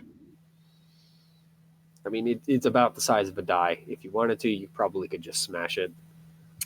Yeah, but can I do that while ensuring I don't absolutely destroy this thing's arm? Probably not. I could heal it afterwards. No. Let's not do that. Give me a few days. I can probably work my way through this to a point where I can remove it without damaging him. It's gonna take me a bit. It nods vigorously in your direction at the suggestion. All right. I guess I now have a new side project to work on. Yep. How The skeleton, fuck did I upon get- hearing your suggestion, nods. I'm glad to find that you now have your own Ethan. Now, I have things to do. And he just kind of Equipment. walking down the road. New equipment. Ethan.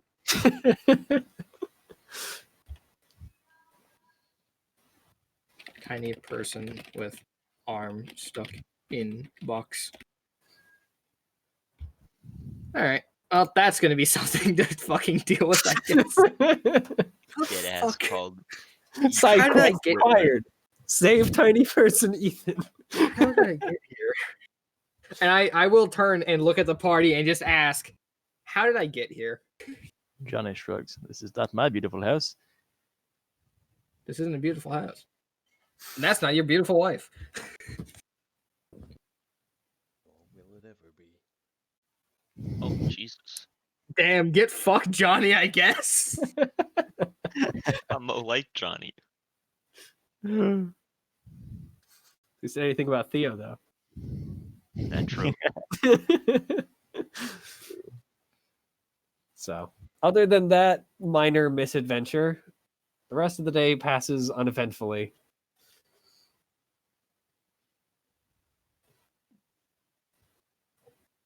You guys at least do need to chase down Cook after that little encounter because he just kind of kept walking. Good man. That's fine. I can move fast. Yeah. I mean, he's just walking. You guys can easily run, catch up with him. So, yeah. The night comes again. You guys give me another round of perception checks. Yes, sir. I can, sir. No, sir. Fuck you. Oh Jesus, Theo. I'm consistent, if nothing else. Yeah. I'm too focused on trying to free Ethan. Freethin. Yes. When do you sleep, by the way? For the first watch, I'm guessing? Then you take the second? And Yeah. Then... Okay. That's kind of what I figured, but making sure. So, yep. I really need to go to the bathroom. I'll be right back. Have fun. I'm gonna be asleep and then Ethan's going to invade my brain. Turn me into a skeleton. And from my party.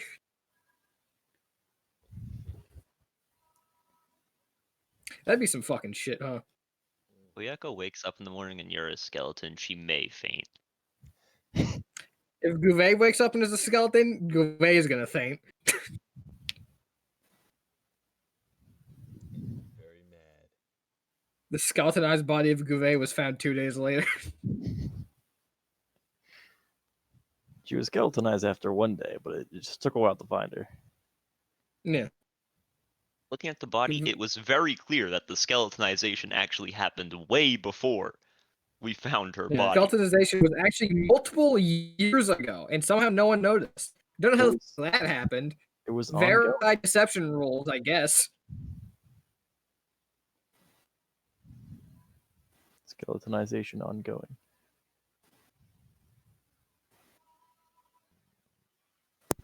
All right, there we go. I've returned. Welcome back, man. It's incredible how Why are you so people laugh fucking by chipper? saying things like that. Because who the hell speaks like that, man? No idea. Jake White. I now will be. How'd you know my last name? I just guessed.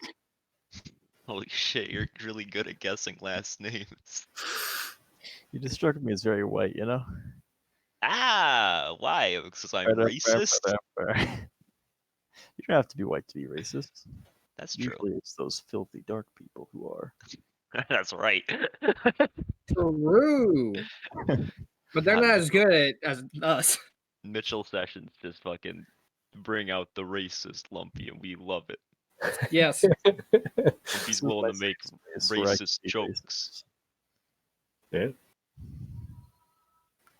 For a Thursday night football, now get ready for Thursday night race.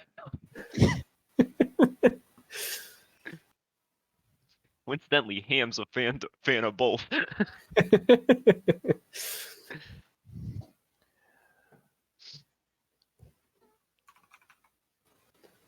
So, I guess Theo is up technically during the first watch, but Mo isn't paying attention.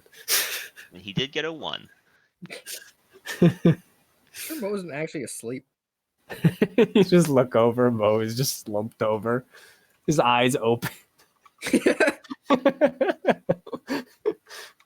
Or did you fall asleep with your eyes open? What? Huh? No.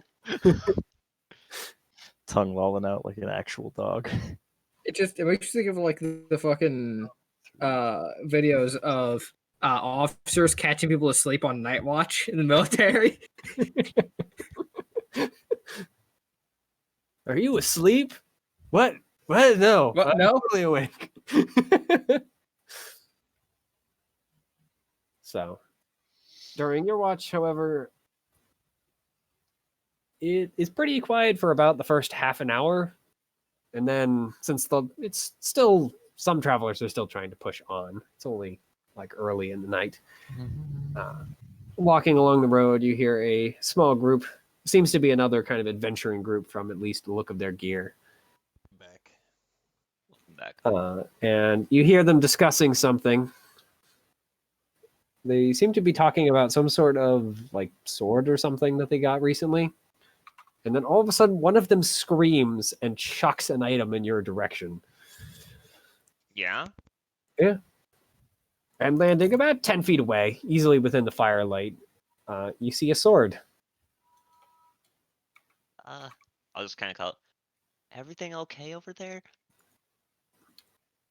The group just like you hear one of them sobbing, and another one trying to like quietly console them. The other two are just kind of staring off in your direction, weapons out. Mo, But you they just don't seem content to move any closer. Mo, you just stay here and wake anyone up if I start screaming, okay? I would have assumed that loud scream already woke people up who were asleep.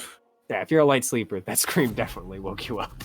And I Yes. will Yeah, first I'm gonna look at the Cook's sword. out. He's just kind of looking at the sword himself. I wouldn't touch that. Hand don't on want gun, to. but otherwise unmoving. I'm gonna go towards the party of people. Yep. Walking closer, you can see that one of them is missing a hand. Oh. Oh my. I heard about him on the radio.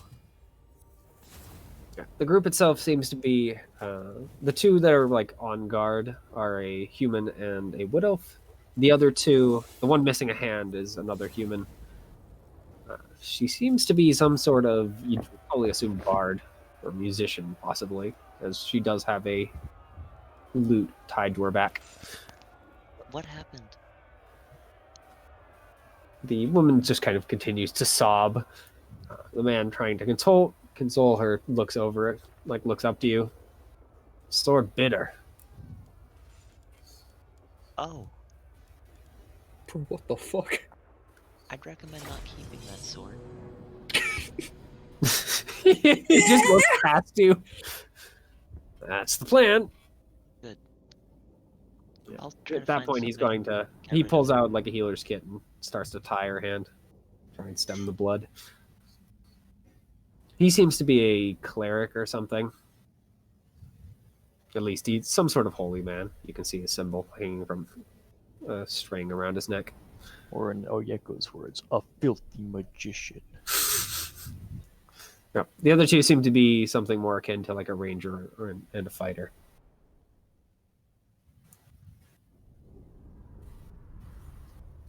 Well, if you guys are all right aside from that, I'm not going to bog your time down. Yeah. You don't speak Elven, right? I might. I think I actually do. Yeah, I speak Common, Elvish, and Kainyuan. All right. Yeah. So yeah, you can hear her just through her sobs. I'll never play again. The horror. I'll never play again. I will respond to that in Elvish. I've heard of Stranger Things and a one-handed musician. Yeah. Certainly She throws an angry never glance play in your again. direction, but doesn't comment further.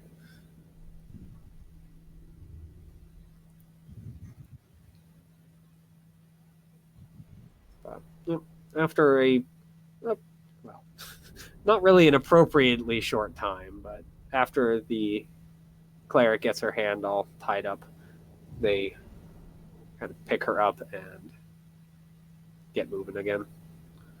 I will head back to the camp. Sword just keeps sitting there. Point What does it into the dirt. look like? Looks like a fairly ornate steel sword. It's got a small red gem in its hilt, a fairly wide crossguard, metal blade, steel blade, etc. It's pretty shiny. Like, even like just in the firelight, it seems to give off a much bigger shine. But I mean, otherwise, it looks like a sword. Oh, I'm not messing with that. I will not mess with that. I'm just gonna leave it there. I'll poke it with a stick. All It right, eats your arm. the stick falls over. The sword falls over when you poke it.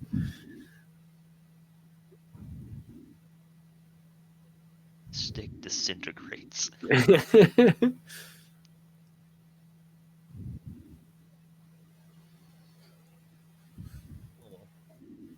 The sword casts a nice little fireball centered on the stick. Starts gnawing on it I'll like leave it to Johnny to just pick it up when he sees it. Ooh, what's Strange, this? someone left a fancy sword here. You fuckers. Someone better tell me. Yeah, but other than that minor exchange, the rest of your watch passes uneventfully. Oh no. I will wake up Guve for second watch. All right. Don't touch that sword. It ate someone's hand. Hmm.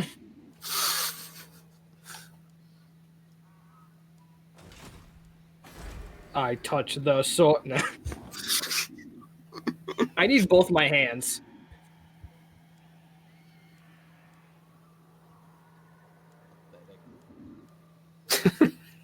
Theo. I could kick it. Yes, you can.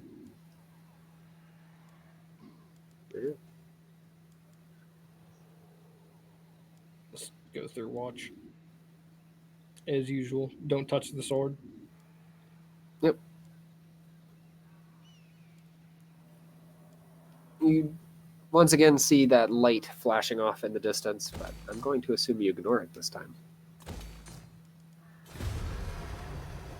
Bad assumption. I need to see whether or not it's going to be the same thing. All right. This is much earlier in the watch than the last time. So, are you waking someone up? Because everyone else is asleep. Yeah, I'll wake up Cook for this one. Be like, hey, I need to leave for like 5 minutes. I'll be right back. Yeah. He looks pretty haggard, but he nods and kind of rolls back to his kneeling position. And I'm going to go out towards the light. All right. Walk out towards the light.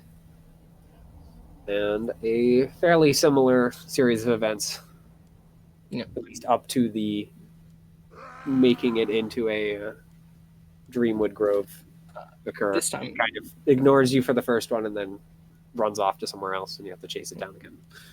This time I would have used Primeval Awareness the whole time, just to see if it's like I'm moving significantly farther than I think I am, or if it's just I'm one place and then boom, I'm the next place.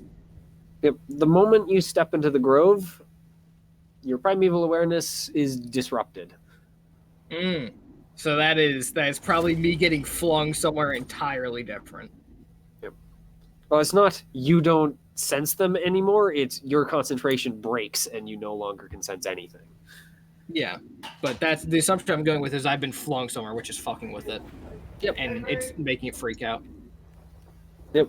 The major difference between, of course, this time and the last time is rather than a light creature just kind of floating around on the wind. This time you see a small pool in the center of the grove that seems to have a feminine woman just kind of laying around it. You notice all of a sudden the air becomes a lot colder, and a little bit of ice is kind of grown around the small pool. The woman doesn't seem all that bothered by it, but she also has kind of not vines, like seaweed for hair, so it's not that surprising that she isn't human or elf. Are you the one bringing me here? She just kind of Leading turns me, I around and suppose? smiles. It's a dazzling smile. Enough that you need to make a wisdom save. Yeah, that's about what I expected. Yo. I'm safe. Yep. So you sense your mind being clouded, and this thing kind of calling. Just this feeling of devout friendship, but you're able to push it away.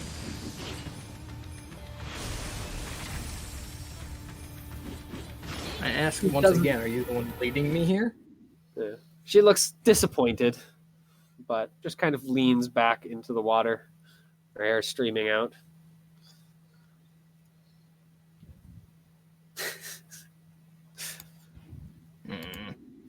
However, she doesn't answer you.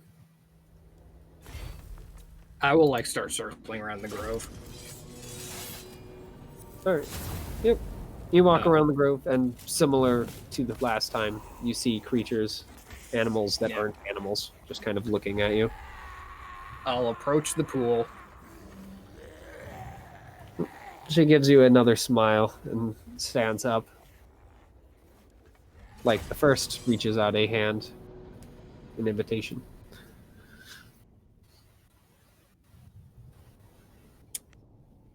Will I be able to leave if I don't grab this hand? And I'm going to ask. Yeah, I'll actually ask. Will I be able to leave if I grab this hand? And I will just look at her when I ask it.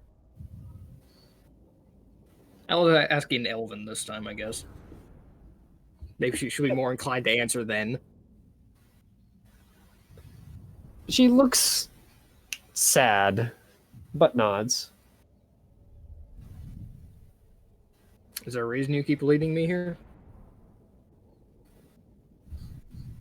She doesn't answer, just keeps holding out her hand. Nothing ventured. And I grab the hand. Nope. And I get turned into an icicle. I'm dead. New character time, baby. You feel yourself yanked into the pool. It is freezing, but you don't feel like you're drowning, which is good. I just feel hypothermia setting. Yep, for a moment before it seems to fade. As the water around you in particular, you sense warms. And as with the creature of air before, this creature of the water pulls you into a dance. The pool also seems to be a lot bigger than it looks from the outside. Looking upward, you can see why. It's because you're probably not in a pool. Oh. Am I in the middle of the fucking ocean? Seems to be. She dances for a while, an indeterminate amount of time. It's definitely longer than the last time. Before eventually you see her head just kind of like twitch. Not twitch. I'm trying to think of what it would be. Fuck. I guess she basically like looks in another direction all of a sudden in a way that that you just kind of know is not part of this. And she gives you another just kind of a sad expression before. If she looks somewhere, I will snap my head to try and follow. All right. I feel like this could roll be a dex important. save. Roll a dex save. See if you're fast enough. Jesus Christ, no. No, unfortunately. You whip your head around, but only see empty ocean. Horned One's realm weakens. But At that point, she takes you back up to the surface, and you find yourself standing in a grove again. If I can, before I leave, I would like to try and Hunter's Sense her. All right. You can before you leave. She is a creature known as a Rusala. Rusala. Yep, they are a type of water fae, water nymph in particular. Why can't Faye just leave me alone? Why can't I just leave Faye alone, actually? But it gives you damage immunities and what their most powerful magic abilities. Damage immunities, resistance, and vulnerabilities, and what they are. If they're from divination magic, I don't get anything. Okay, they are not. So you at least know that she is immune to cold damage, but there are no. Big fucking surprise. Yeah. But otherwise, yeah, all the other things come up as not available. Or not available. Not applicable, I suppose. Just interesting. When I come back into being normally, am I just like fucking drenched in water? Yeah. You're not God cold, damn it. but you definitely are freaking covered in water. All right, time to trudge back into camp, and hopefully I have not left fucking Cook for like 20 minutes or like an hour or something. Yep. You squish back into camp. The funniest possible option is I like left, and then 5 seconds pass, and I just walk back in soaking fucking wet. He's just like, "What happened?" Yep. He just kind of looks you over.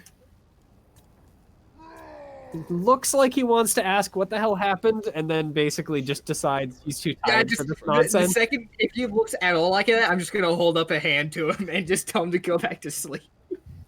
Yeah, he agrees with you and just rolls back over. Actually, before you go to sleep, I will ask him how long I was gone for. Not very long. Enough time for you to walk out a ways and come back. Maybe 2 minutes, 3.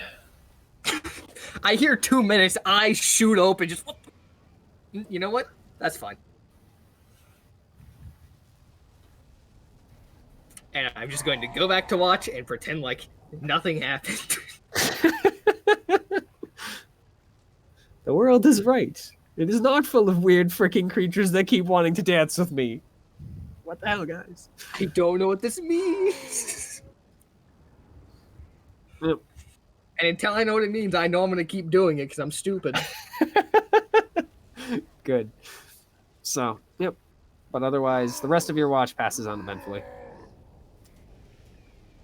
Then you wake up Johnny, I assume.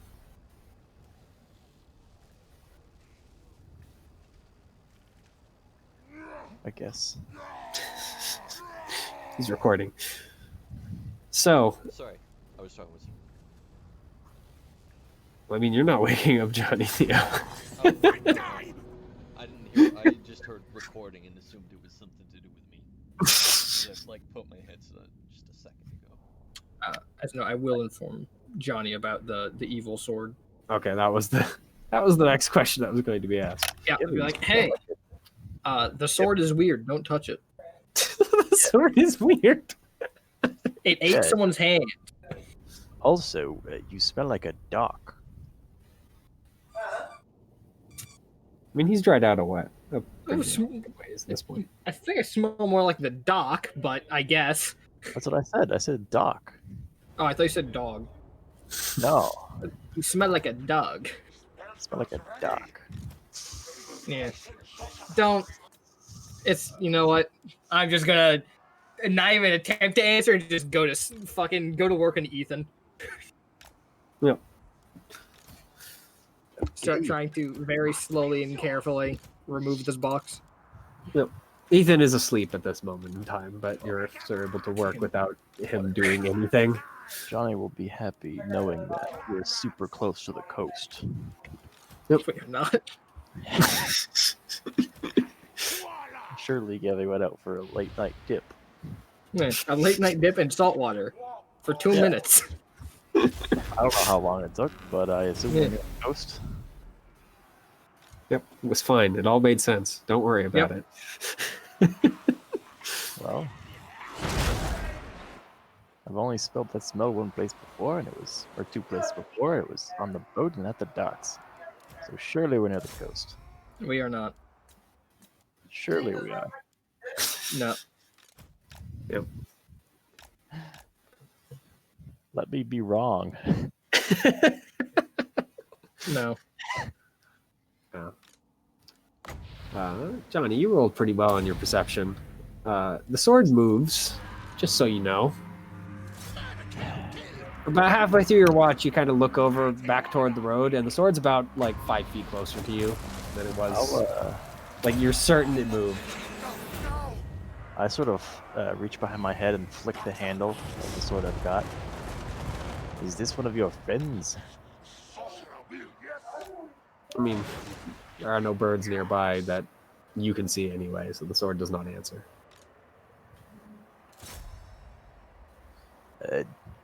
Short burst of electricity for yes?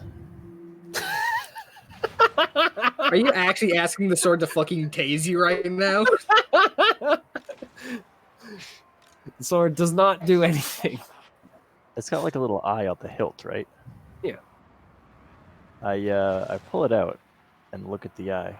Blink once for yes, twice for no. The eye remains stationary. Shrug. I poke the sword that's vibrating towards us with my sword of the pond.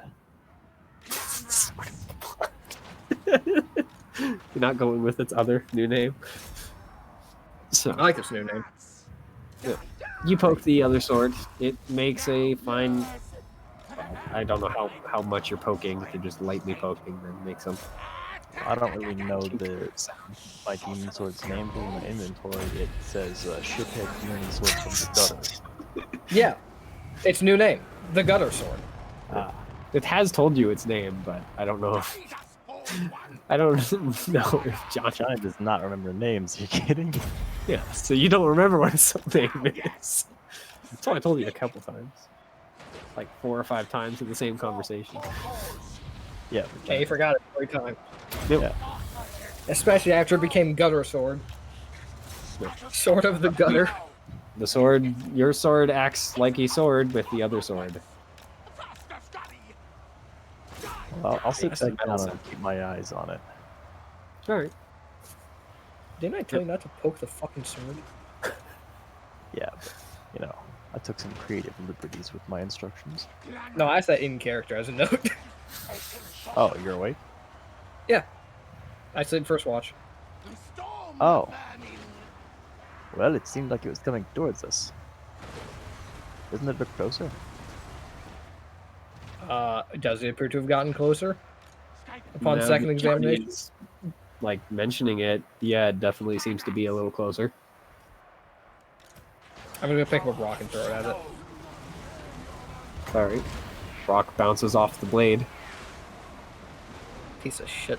I just just go back to fucking working on this thing. I've had too many weird encounters in the past fucking 48 hours. Yeah.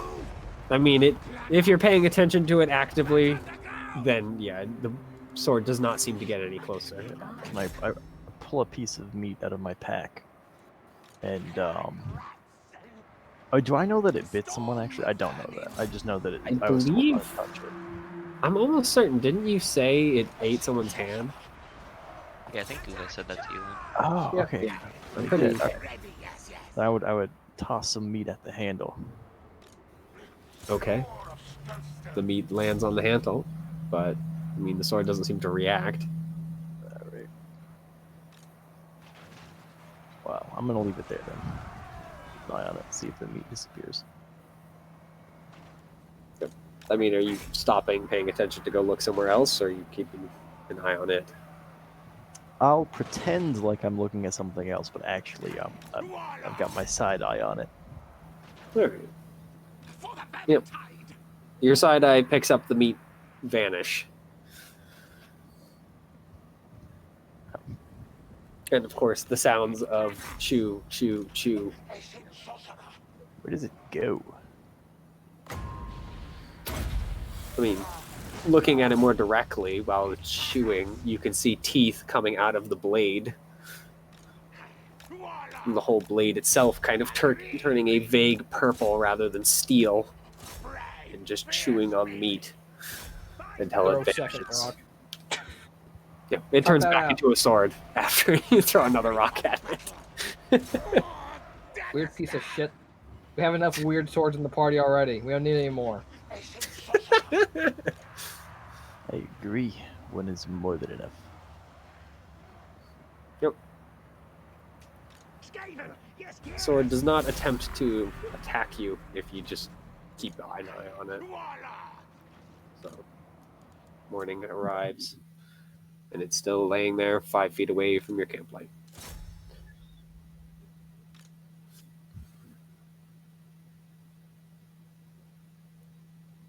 All right.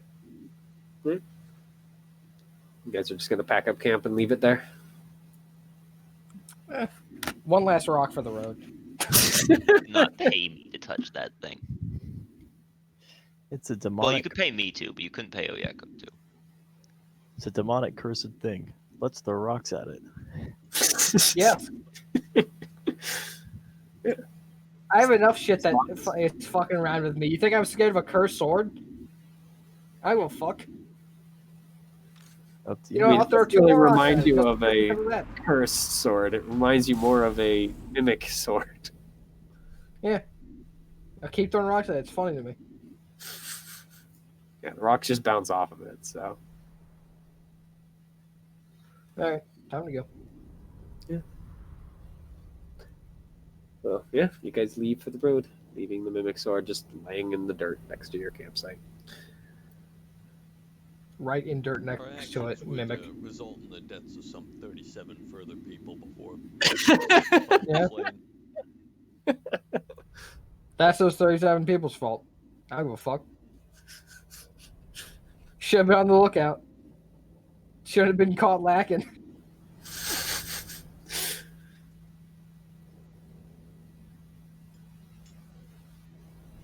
So, yep, you guys keep walking, and at the end of today, you reach the walls of Concord. Pog.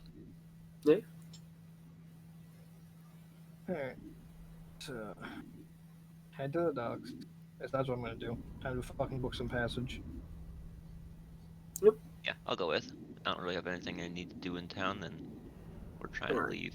Yeah, most of the boats are quiet right now, and the office is currently closed. You do at least spot a familiar boat. Yeah. Man. Is it the asshole's boat or like someone else's? Yeah, it's that guy's boat. The asshole. Oh, to be honest, he didn't do anything. Nah, well, he was just pretty much saying, yeah, pirates, you guys are my homies. We don't have much this time. They're like, okay. Yeah. The Storm's Wake is still in dock. Should we try to book passage there again?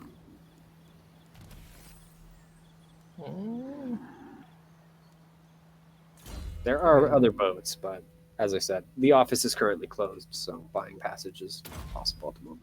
Worked last time, but I think we'll have to do it some other time.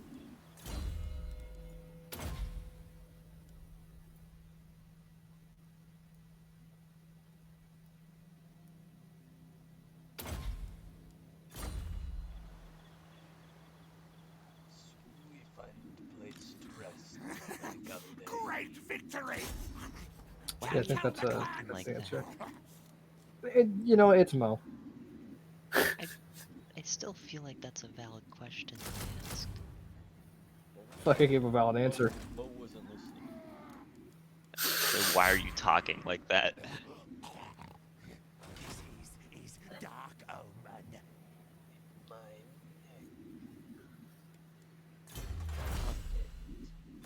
Are you okay?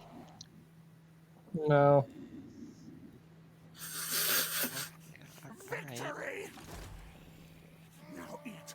You defeated. What a strange group of people I found myself traveling with. Shrug. But you don't get to decide that one.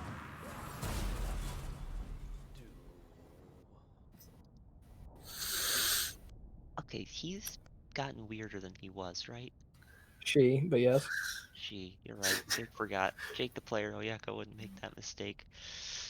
Ah, how cringe. Still singing in the Oyeka voice too. Yeah, well, I gotta commit. That's fair. That's right. My Moving strange on, godlike join the entity known as Jake tells me that I would not get it wrong. All right. Well, let's go find some more fucking. Retreat! Not my fault! Stay for the night. Yeah. I say. Good idea. As I bid the party good night and go home. Yeah, I'll just get myself a room. Actually, I'm not gonna go home. I'm being like followed around by weird fae. I don't need them knowing where I live. You guys I'm want to still go getting to a one of solo the room. inns you've already been at, or just walking in at random? I would just walk in at random. Nothing can And I stop am me. getting just a completely solo room. Scratch Oyeko's party has been doing some weird shit lately, and she does not really want a part of it.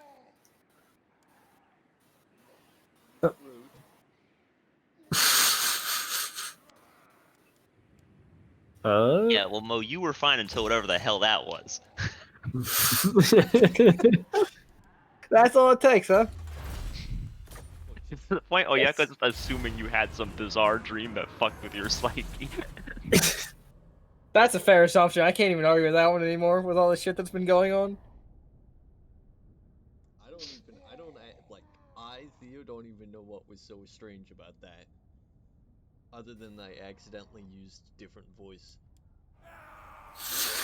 It was not the voice. It was more the fact that you were like, instead of saying a sentence, you just like chopped it up, and then started being the like, sentence "You're structure straight." Like was you're not strange. You there. went, "No." Like, oh, okay. Mo's never been confrontational like that. What's going on? Most had enough.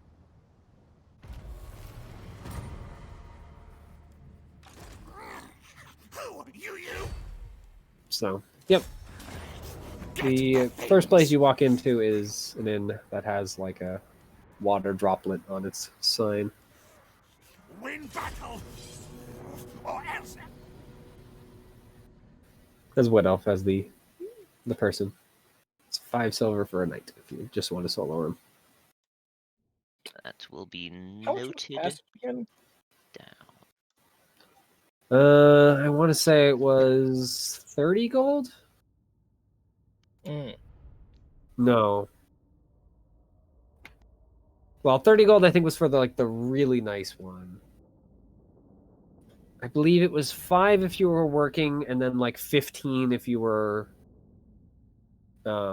just wanted to basically, take the normal rooms.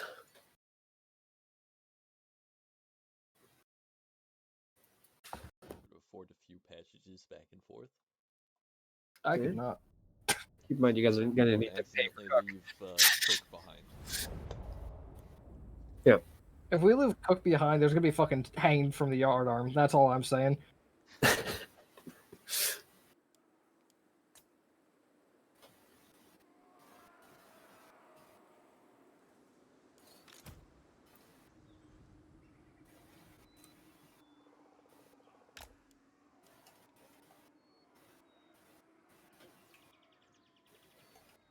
I mean, I'm just getting a room, and it's decently late, right?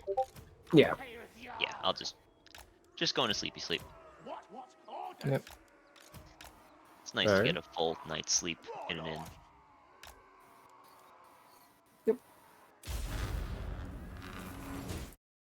I spent a lot of time trying to get fucking Ethan out tonight. Yep. I'm still on stable ground. Yeah. You make good progress at trying to figure out the mechanism this night, since you've actually been able to kind of sit and pay attention to it for the most part. rather than being distracted with whatever the hell has been going on in the woods. A lot. Too much. Hell, I'm half fucking expecting to just see a light outside my window and just freak out. I mean, you do, but it's a torchlight. It's just a guard making a round. Gonna be honest, when Gouvet sees the light outside the window before realizing it's torchlight, there's just a single thought of like, "You're fucking kidding me." There's no goddamn way. No. Just absolute refusal to believe it at this point.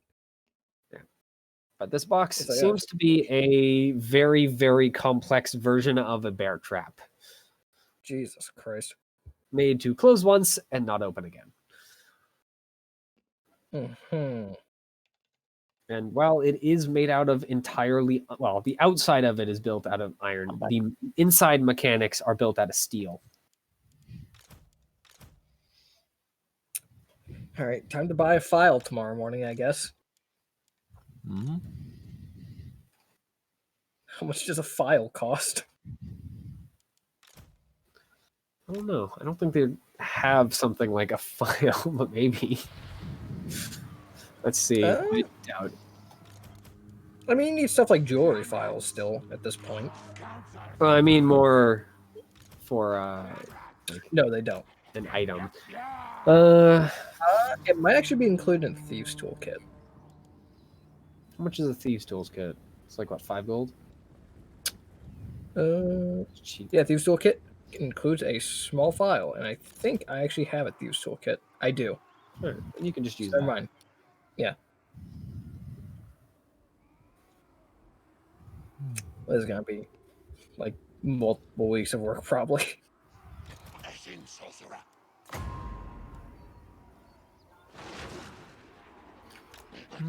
Follow our track.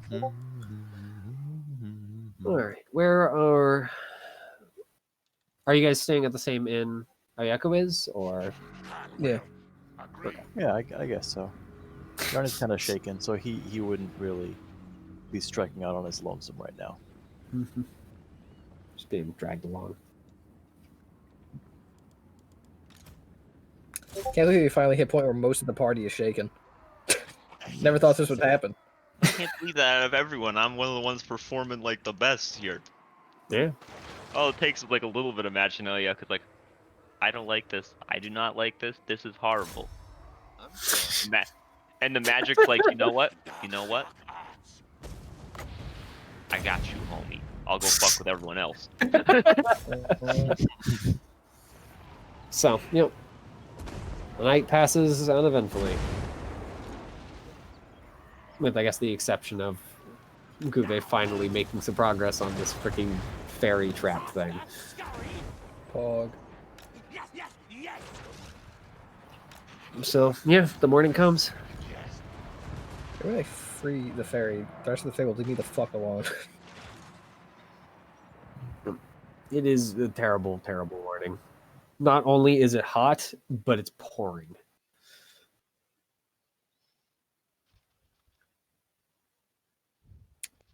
No place like home.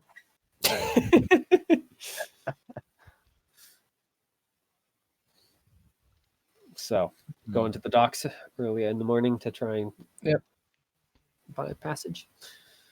That is the plan. All How right. much is breakfast at this place, actually?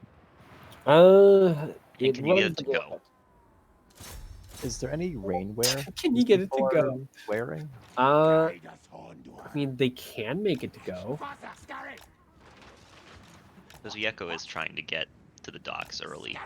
Mm-hmm. I would rather eat on the road. She's assuming it'd be extra. Yeah, the cheapest would just be like porridge, which they literally can't.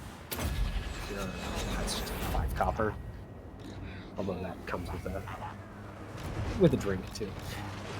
But the to-go is effectively like, it's not really a sandwich. It's more of I'm trying to think what the heck. You guys know like the flatbread that has like an opening in it? I don't remember what it's called. Pita, probably. Pita bread? Yeah. Yeah. They basically have something along those lines. It's not technically pita bread. It's a lot firmer than pita bread is. Yeah.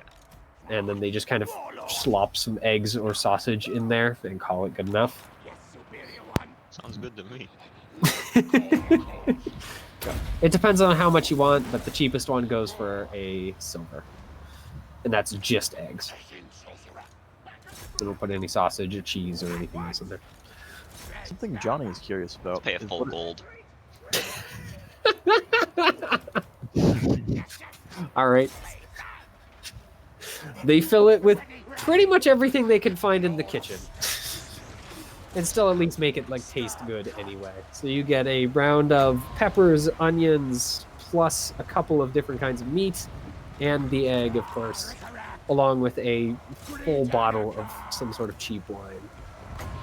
Thank you.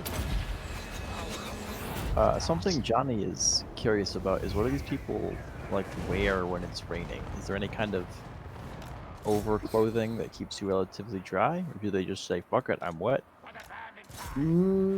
Generally, well, I guess it depends on how much they care and how much they're going to be outside. If they just have a quick few errands, generally they don't bother.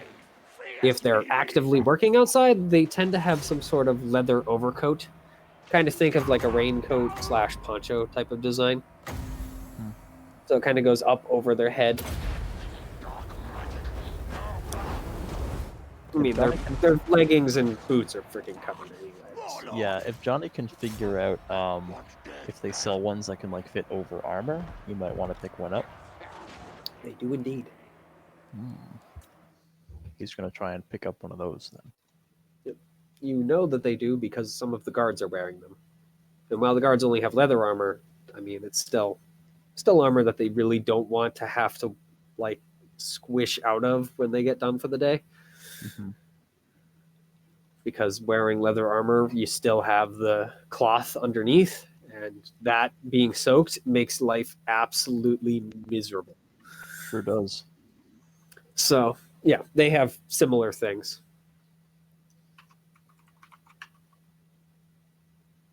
So, I mean, it's very, very uncomfortable to wear, but it keeps the water off for the most part. Then I would go up to one of them and ask them where they got it, and then track them down.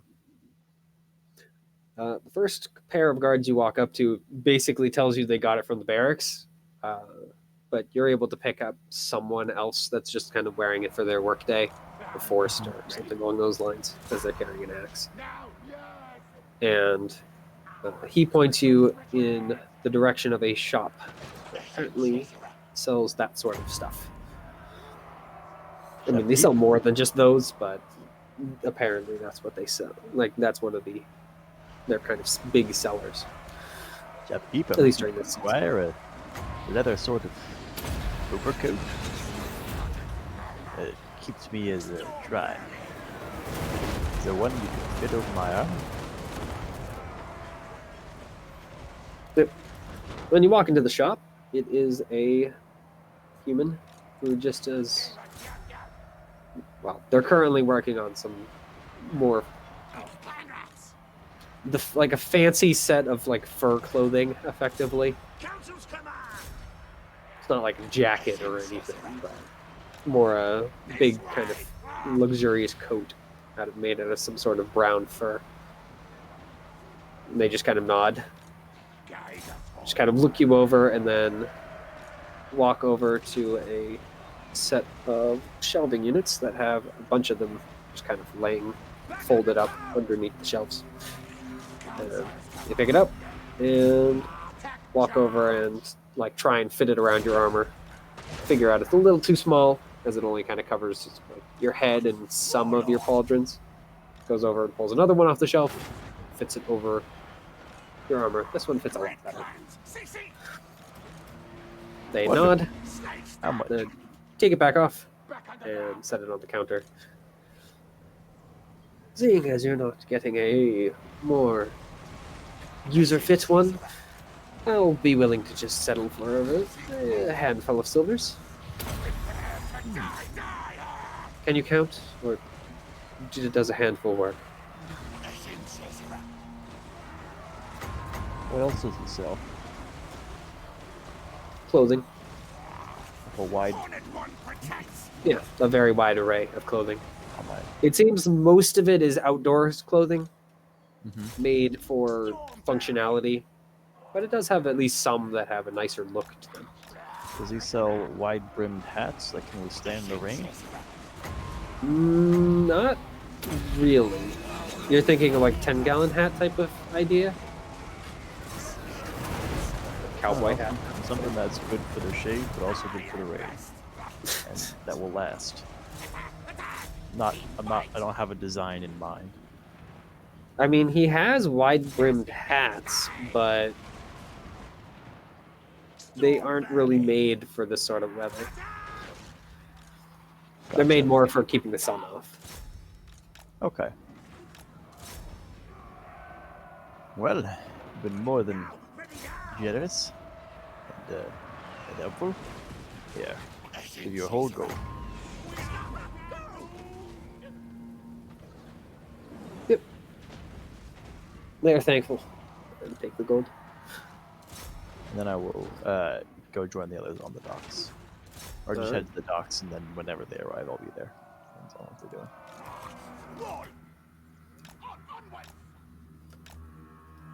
So, Ayako's headed to the docks. Is Guve and Mo joining you?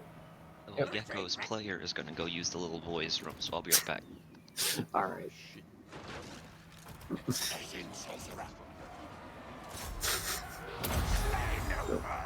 That's reserved for Cal. I'm probably just gonna hang out with Hook.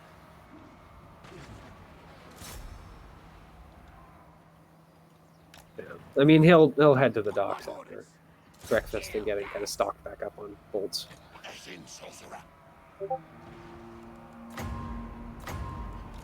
Mighty warlord, me! Power of shadow.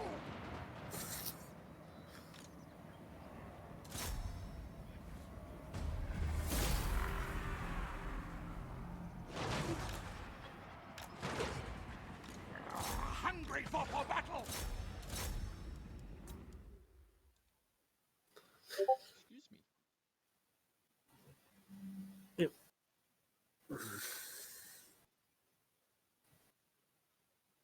So, the docks are, well, seeing as it's pouring, pretty quiet. There are a few dock workers that are still like wandering around, walking up the gangplanks with the boxes for travel and whatnot. But no captains out trying to get passengers or haggling for prices. And there are definitely no merchants.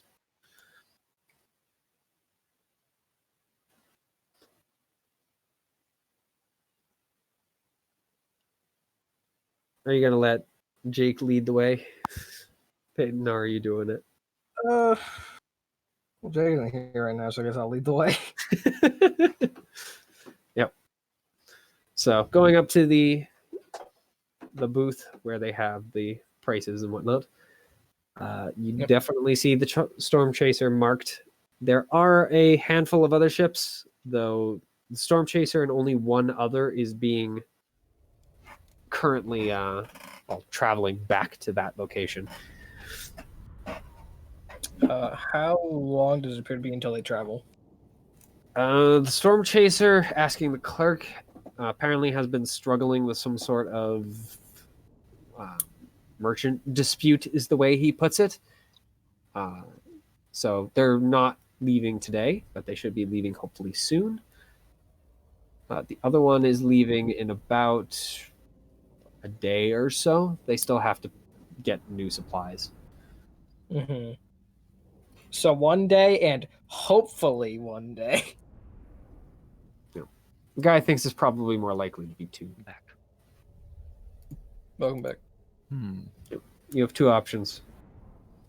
What are the options so far? Storm's Wake and something else. Oh, I thought it was the Storm Chaser. Yeah, I thought It so is. too, but I got the name wrong. It is now. No. It's been rechristened. That's the best. You could have totally gotten away with it. I could, but it's not the right one. Actually, isn't Storm Chaser the ladies? Yep. She didn't come to That one's Concord, though. quick. No, the Storm's Wake is the crooked one. I Nah, remember that there Chasing were. the ladies. Yeah, the ladies. Dude, she would have been the best person to go with. Unless yeah, I but you forget didn't want to let me fucking bribe backwards. her. But Not Yeah, bribe well, her. Jake, her. Jake thinks it was a great idea. Yeah, it's just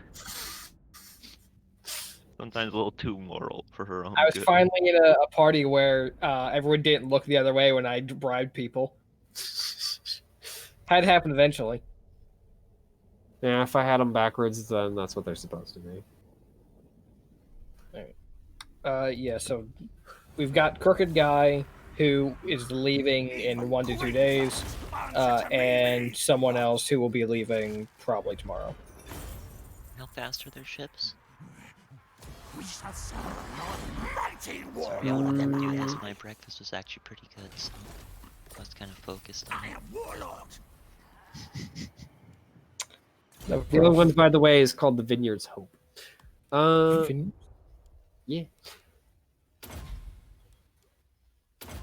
That one, by the way, is more of a merchant vessel rather than a vessel.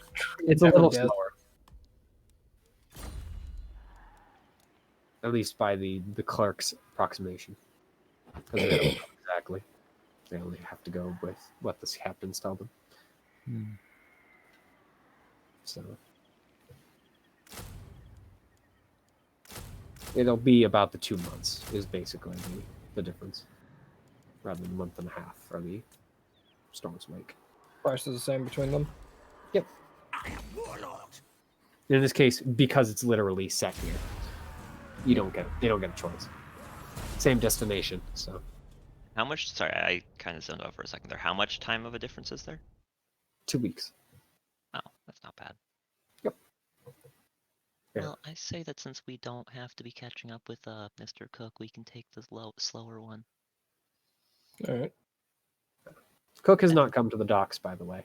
He's If busy you with guys his want to articles. take the other guys, we can. I'm not going to try to say like I'm not gonna go, since you know the entire thing with the bribing at the last dock. Am I here?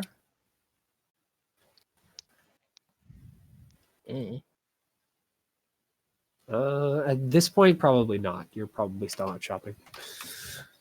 Because Johnny, like Oyeko, is of fine moral fiber and would not want to sail with a pirate. I mean, fine moral fiber. Interesting. Interesting choice That's of a funny words. joke, Lumpy. I'm a hero. But I mean, don't particularly like the pirate inclined one. However, it does have a certain benefit, which is highly unlikely they will actually have to fight pirates. However, on a merchant vessel, Well, I don't know about you, but I'd be perfectly happy to defend the merchant vessel against pirates. I mean, same. Johnny would actively welcome it. Yeah, fuck it. Go 2 for the merchant, or not 2. We'll go for merchant vessel. Great. How much is it to sail? 5 if you are working, 15 if you are not working, and 30 if you want not working and with good conditions. Should we give Cook the If you want 30 your own one? food, basically. I'm gonna be real with you. I cannot afford that. I can. I wasn't gonna ask you to pay that. I was the one who said I'd pay for it. It's up to you, I guess. Where even is Cook? I figured he'd be here. Shrug.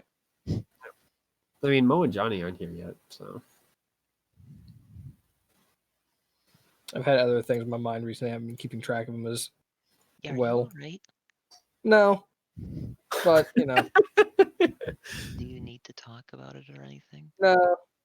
This is something that's just better left to lie for now. I think. Hey, just so you know, I've got your back. All right. Sure. As a note, there is that gap there of. Oh yeah, sure, whatever. Oyeko will hesitate for a moment and then give a pretty obviously fake smile that is trying to be reassuring.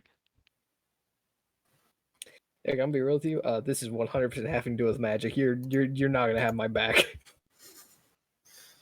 Me and you against magic? Of course I'd have your back. I'm not sure whether or not I'm against the magic yet, which is the most unfortunate thing. If I knew I was against the magic, at least I could be sure.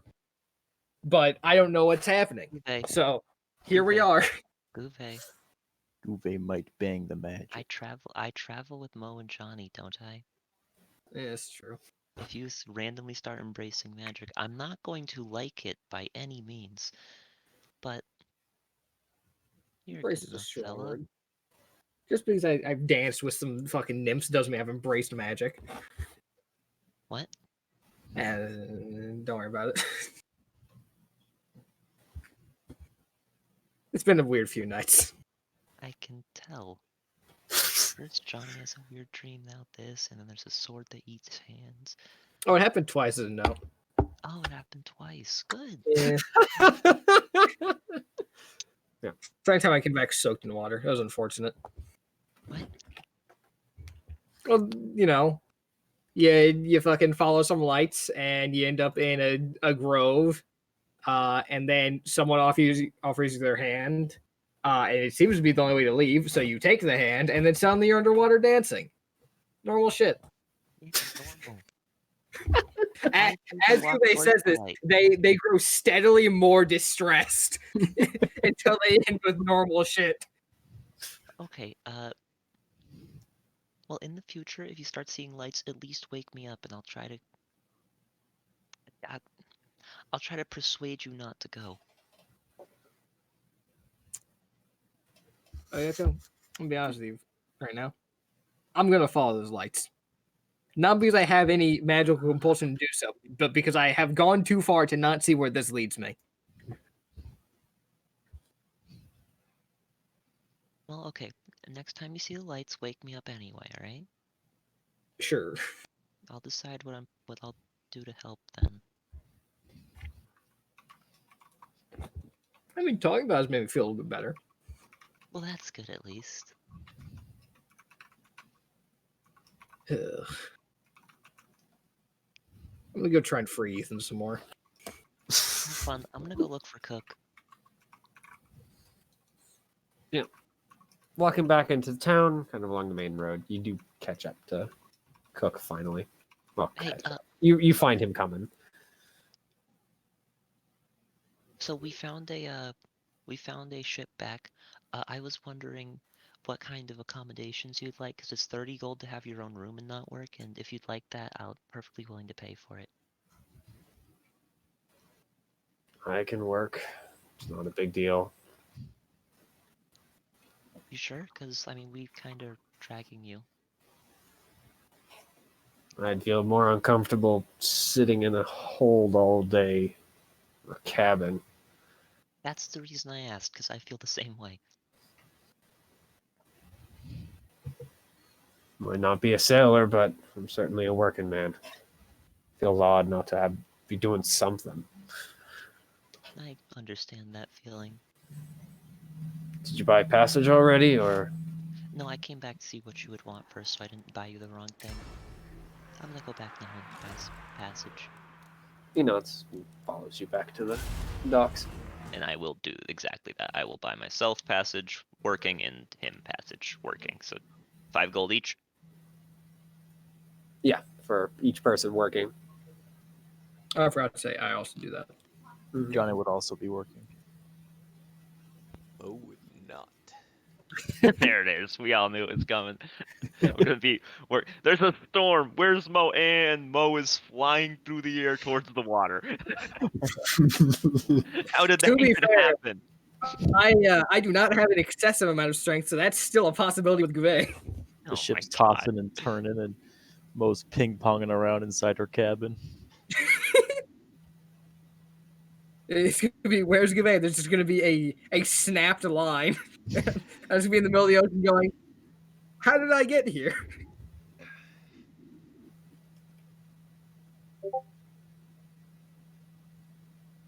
And then hopefully that nymph. If you're taking the really nice room, if you just want to sit on the ship, it's 15. We're taking a really nice room. Hell yeah, Theo. And you may ask yourself, Traveling in style. You should buy a palanquin at the next opportunity to get carried. That would be so sick. I'd love a party member to have like 4 servants carrying them in a palanquin. That could have been Nefertiti Overdrive. I've got a new character concept for if fucking Clara dies. Master Commander. The most pompous prick you'll ever see. Yes. So they give you the appropriate token, and there are some men walking stuff up the gangplank, so you're able to at least get the name of the captain and get your like rooms kind of set up, even if the rest of you are just sleeping with the hold with the rest of the workers.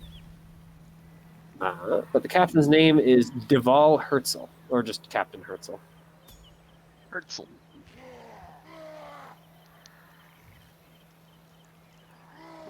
As you've already heard, the ship's name is, of course, the Vineyard's Home.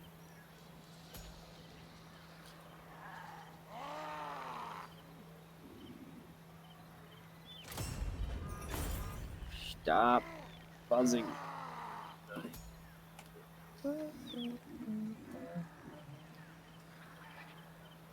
Yeah, but they do tell you basically the same thing. That they are not leaving for another day or so because they do need to resupply. It's fine. We can kill a day in town. So just come back tomorrow morning, effectively. They're planning on leaving. Storm or no storm, apparently. So, what are you guys doing with your day?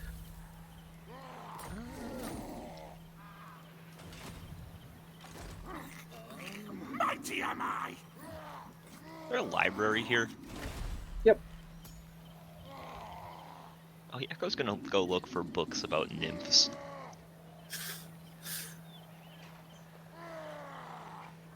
Alright. I mean, they do have books about them, but what kind of books are you looking for? As unfortunately, most of the books that you're immediately pointed to are fictional Yeah, I'm looking for nonfiction. and quote-unquote romance. Just information about them. Thanks for limiting themselves to that kind of book, huh? Yup. Yes. Yeah. Yeah, the librarian definitely does romance with quotations. But Is there any nonfiction of it, though? there are a couple. Most of them scholarly works, though. Well, both of them scholarly works. They are freaking really dull. But if you're willing to suffer through them, you can learn something about them.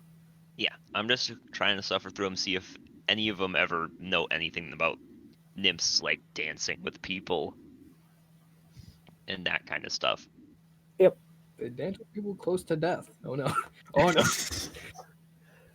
no. The 2 books actually talk about different kind of nymphs because there are multiple kinds. The first one happens to just be about kind of the more usual or common nymph, which is something not quite a dryad, but along those lines regardless. Nature spirits. Those ones definitely don't, from at least the researcher's perspective. Mhm. They are, well, like a lot of Fae, very, very well, not solitary, but definitely skittish around mortal creatures. They are not fans and are fairly hostile if you kind of press it. The other book has a mixed study, one of them being about water nymphs, along with another kind of nymph known as the Muscala, which are a type of water nymph, kind of, sort of. The researcher is not particularly certain on how they work exactly, as they live here, and so they don't generally exist here. So basically, he's just working off of another researcher from the north, where the weather gets a lot colder, and so these sorts of water nymphs exist more frequently. So he knows that they're like ice based and whatnot, and he is aware that they like to make friends with people to the point where they literally will not allow you to leave. But they seem to be rather odd for nymphs. They are one of the very rare ones that do that. At least based on the researcher. I will be taking, like, I will write down sort of the shorthand of it. Actually, wait. No, this character isn't one of the ones that has writing instruments on it. Never mind. I thought Oyako did, but I don't. She doesn't, so we will not be writing it down. But I will be sort of making mental notes of all of that specifically. Mm-hmm. Yep. Yeah, the first researcher is a lot better at what he does. You get a lot of information about them. Like, to the point where you know that they are, like most Fae, do not like iron at all. In fact, it saps their power away. Along with the some of their combat styles from at least the encounters that the researcher has. Mostly that they are kind of more hit and run creatures. And they do not like to prolong combat for longer than they need to, unless, of course, someone is attempting to destroy their home. Then they'll fight to the death. The Rusala, of course, the researcher, as he's working off of already freaking second-hand account, well, third-hand accounts at that point. You know. You learn the very basics about what they are, but not much more than that, as the researcher himself doesn't seem to fully know what exactly they are. Yeah. And But, how long does it take me to get this information roughly? I'm assuming a few hours. Yeah, a few hours, because the books are tough to work your way through. They're not very long, it's just diagrams and lots of academic language, and magical language is not helpful. Once I finish that, I will go look for Gouvet. Yep. What is Gouvet doing? Just hanging out and working? Yeah. All right. Do you have like? Going to bother people over here. No, I'm gonna go do it in the barracks. Yeah. Any excuse to bother the captain is an excuse I'll take. What are you doing, Johnny?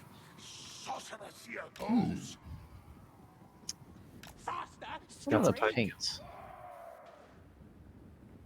All right. I want to go to the docks and give him a quick paint. All right. You start to set up your easel and realize that it's very wet.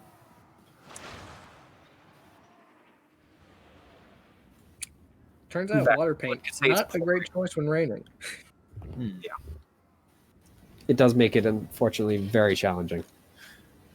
One could say it's in fact impossible to paint. Right. Yeah. As heavy as it is. Never mind. I remember it being raining. That was a major feature of everything I did over this morning. And then it entirely brain fart where to go. And they were like, "It's a nice day now." Oh wait, that was a dream.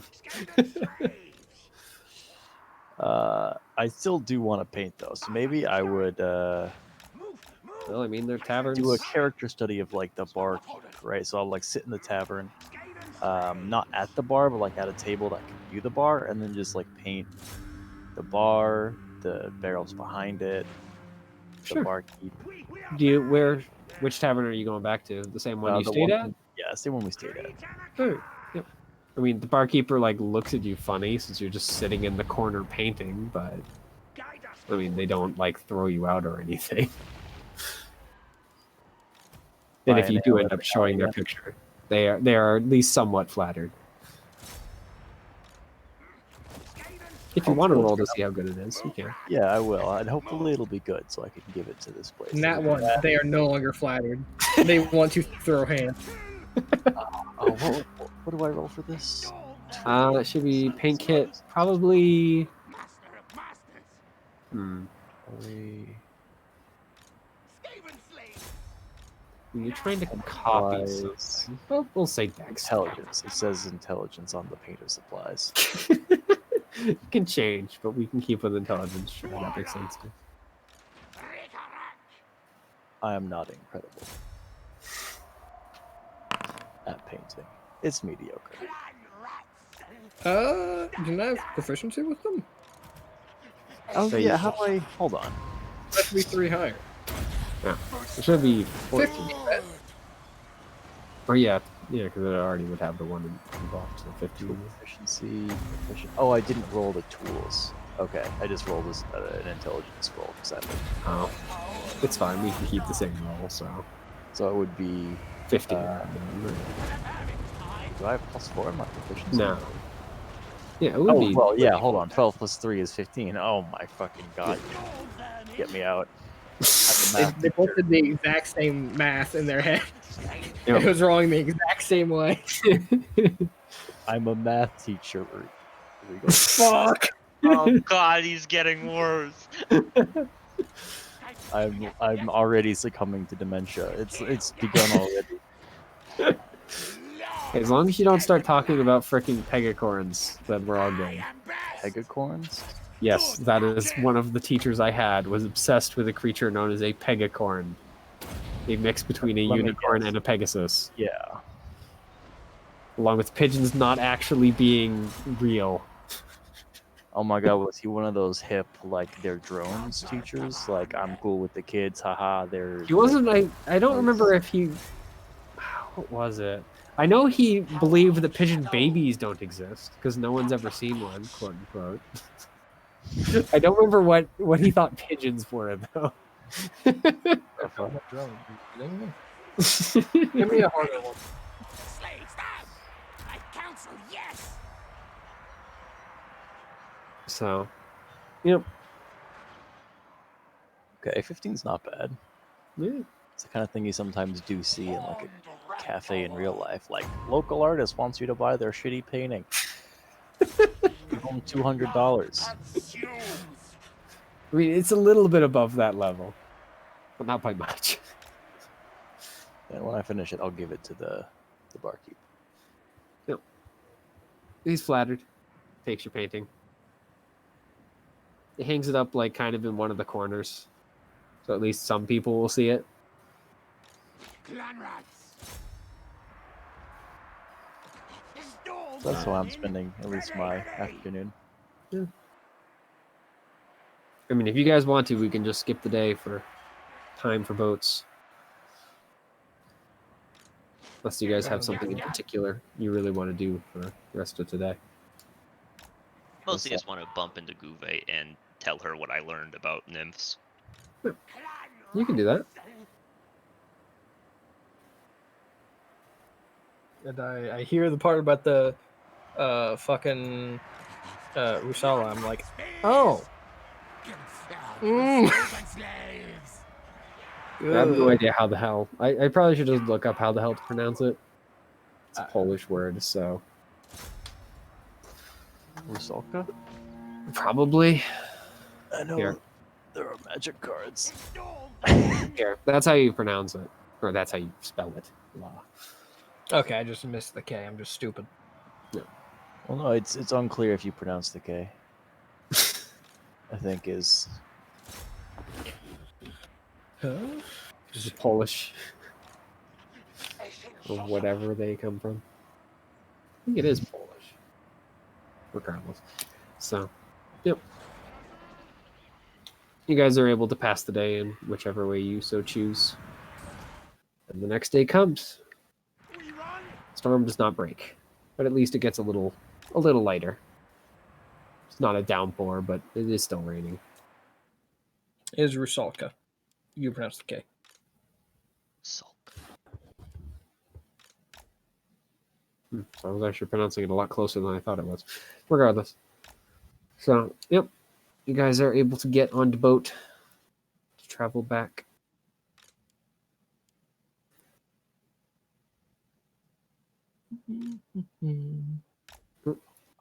All right. And so you're able to meet Captain Deval Herzl for the first time. As you didn't actually get to meet him, you just heard his name. He is a very rotund merchant. He seems to be less captain and more, well, merchant rather than what you're more used to in the other couple captains that you had. Large man. He at least doesn't have double chins, so there's that.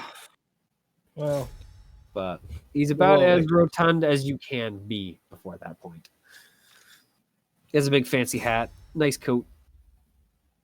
Although it's at the moment covered by one of those leather jackets.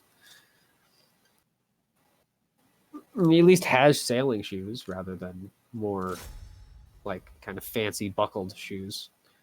that's good. But he greets you as you come up the gangplank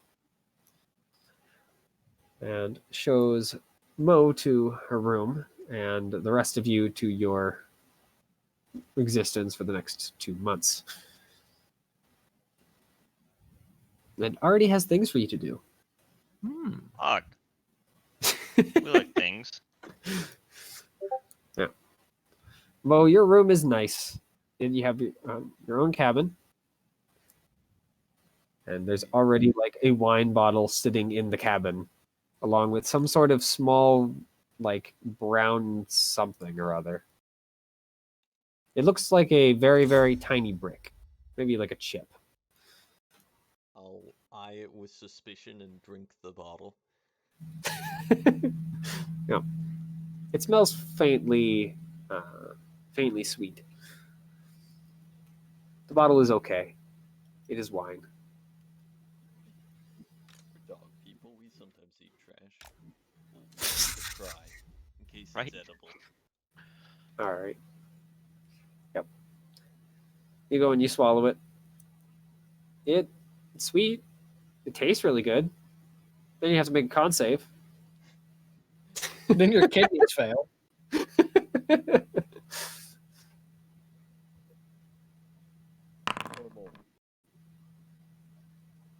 Yep. You feel horribly, horribly sick for the next hour, but you get over it. Must have been for washing strange soap. Why would they make soap so sweet? Dumbasses. So you guys leave basically within the hour. Like you guys get on and then they cast off pretty fast. So yep. You guys all have work scrubbing the deck and whatnot, which seems kind of pointless seeing as it's still freaking raining. So I mean you're just putting more water on water. Mopping the deck while it's raining. Fuck. Yep. With, I guess, the exception of Oyeko, if you speak up and mention, hey, by the way, I've sailed before. I would do that, yes. So you are assigned to one of the crews that is helping with the like pulling. I don't know if there's like a specific term for like making sure that the rigging is correct for the tacking would be moving into a certain wind. I don't know. Basically, making sure the sails are in the correct position based on what the first mate or the captain calls. So usually it's pretty boring work because you don't have to do anything immediately, but it does get very, very rapid and manic at times if the wind changes. And unfortunately, seeing as it's still kind of stormy, that happens all the time as the ship is forced to change its sail orientation. But travel is, I mean, it's not fast. It takes 2 months, but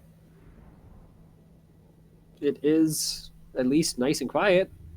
After you move, like, for about the first week, it still rains and rains and rains and rains and rains and rains. But after that, finally the weather breaks and it is sunny for the most part. And the weather steadily cools back to more of a temperate climate as you guys travel further away. 1 degree at a time, it feels like sometimes. So the weather slowly drifts from 100 degrees to 90 and then 80. Victory! And then finally, as you guys get about a month away, it kind of cools all the way down to 70. And that's when Oyeko seems happiest. All tales are mine! Seas are pretty quiet, though. Once in a while, and once a week type of setup, you guys spot a ship on the horizon, but it doesn't get anywhere near you guys. Nope, pirates easy. Yeah. Cook at least seems to be a little more active, happy. Well, not happy, but at least more content than he has been since you guys have been traveling. But he also seems to be working all the time. Like, you guys are off, and he is still working. Whenever I have time off and be trying to free Ethan. Warlord, me! Bastard. Yeah. At around the midpoint of week 2, you finally are able to get the locking mechanism to undo itself, and the box will crack open. And I see inside a slightly smaller box. God damn it! Thankfully, the designer was not quite that clever. And the so-called creature Ethan will basically just hover into the air, carried by whatever it's carried by. It doesn't look like it has wings. And just kind of float out over the boat and then across the sea back towards the land you found him on. We see me around, but He does give one final wave to you before he goes too small to see. well, hopefully that'll build me up some good karma in the future. What's that mushroom cloud in the distance? I just see a single fucking seagull swoop down and then no Ethan. Oh no! Oh no! Would that be some shit? Yep. But the first month is pleasant. Weather's nice. The captain is, he's harsh, but not overbearingly so. He expects a lot from what you guys are seeing as you're working, but Warlord! he seems to be at least fair about it. Master Commander! You don't work without choice anyway, more than the crew members do. Yeah. So at the end of the first month, I'm deadly! you guys do see a ship approaching.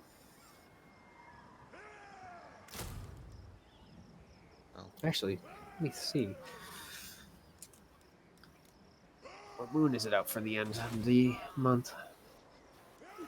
Okay. So if it's the curse moon, everyone just hides.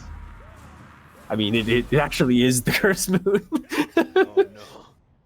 So, on the third day, you guys see a ship approaching during the daytime, of course. The great horned rat favors Mimi. Together we seek you. Does it appear to be a pirate ship? They're not flying any flags, but that's not all that surprising. I'll just keep an eye on it. It's working. So, eventually the ship pulls up alongside. It seems now that it's next to you and you're able to get a very, very good look at the whole length of it. This ship is old. It's pockmarked. It's covered in some barnacles in places, though you do see areas that have been obviously scraped of barnacles over and over again. In particular, it seems like on the back, it has some sort of seaweed or something trailing the ship itself, attached with wood and nails and other things to kind of fasten it to the back. And on said seaweed, I guess flat, I don't know what exactly you'd call it, you see people walking around.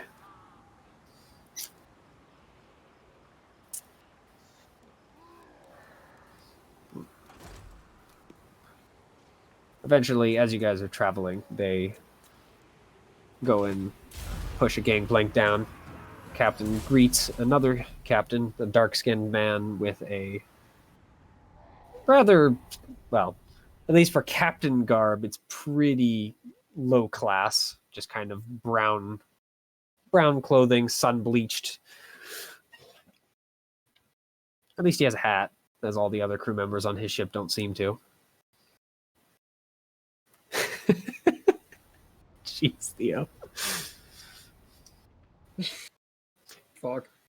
But the two captains chat, and eventually they seem to come to some agreement, and cargo starts to move between the ships. You guys are basically told help.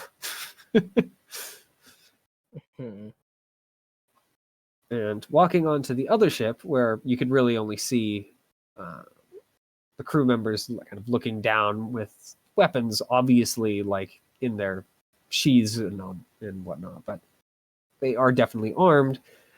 You see, and more importantly, hear children and other kind of more elderly people just kind of milling about both on the deck and below deck as you put the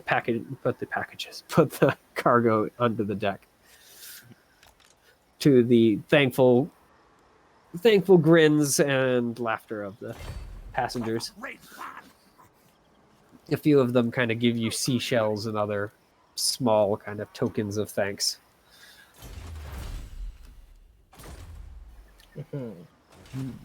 After about an hour or so of moving cargo, ships eventually, well, the other captain and his crew pull the gangplank back up, and the ships break apart and travel back to their, continue traveling in different, well, you guys to your destination and the other ship towards wherever it's going. A couple people on the mat like wave.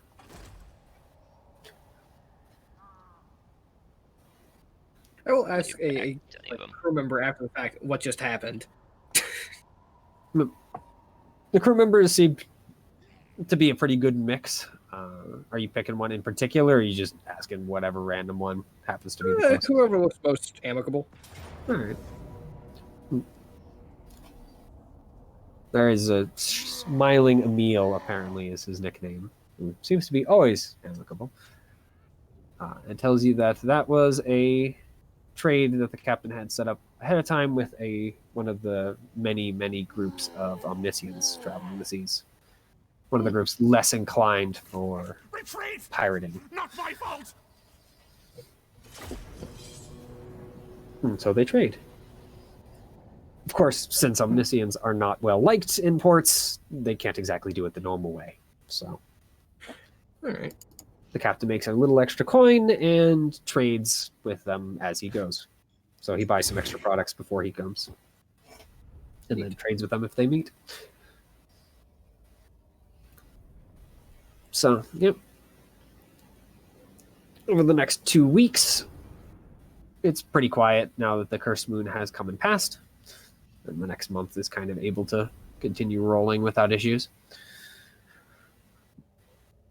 It does seem like there's an unusual number of moons out in the first 2 weeks, you notice. It's not something you notice in like the first few days, because I mean, whatever, it's 3 moons out.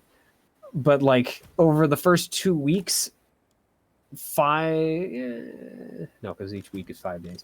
So basically, the first like 8 days, there are 3 moons out consistently, which is not impossible, but definitely very strange.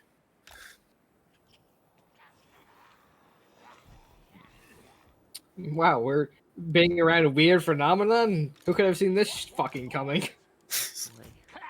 Surely this is weird for everyone, though, right? Not just us. Yeah. Yeah.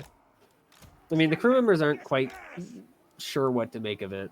You hear a couple of them muttering a dozen different freaking like superstitions from a bunch of different lands, trying to put together what exactly it means, but none of them are really sure. A couple of them fall into arguing about it. Johnny is not an astronomer, so he will trust in other people. I'm not astronomer. Yes, I'm not an astronomer or an astronomer, probably enough. Mm-hmm. But I do know a fair amount about nature. I guess if this seems like it's a weird sign of things to come, Now, here's the thing: the moons are not good for nature. that's They are a very random and fickle thing. As That's fair, I a guess. random number of moons comes out, there is not a real cycle to them, with the exception of the quote unquote new moon at the end of the month, Yeah. with of course the cursed or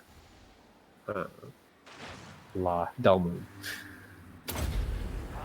But the other moons, they kind of come out as they please, and seemingly a random number of them every night.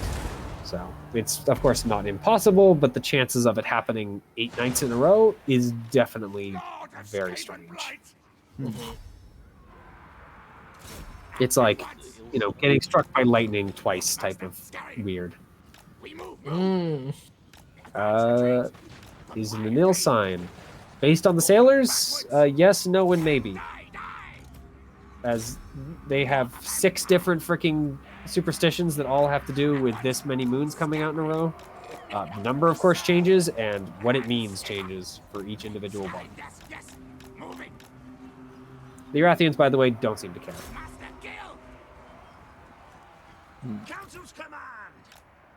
No, Erathians, Thalians, and the colony members are kind of whatever. It's the moons. They just kind of happen. That's definitely Johnny's attitude then. Yep. Moons do as the moons do. And we mortals don't control that. Echo just doesn't like the fact that there's another odd thing happening in such a short period of time. Yep. That's Gouvet's thought process of like, why can't we just go like a few months without any unnatural phenomena just following us specifically around? Surely the number of moons out is not following us specifically. No, but I mean, apparently everyone sees the same 3 moons. Well, the same moons every night, anyway. I don't trust anything anymore. Though it could also just be coincidence. So, yep. But those 2 weeks pass, and you guys have 2 weeks left for the boat.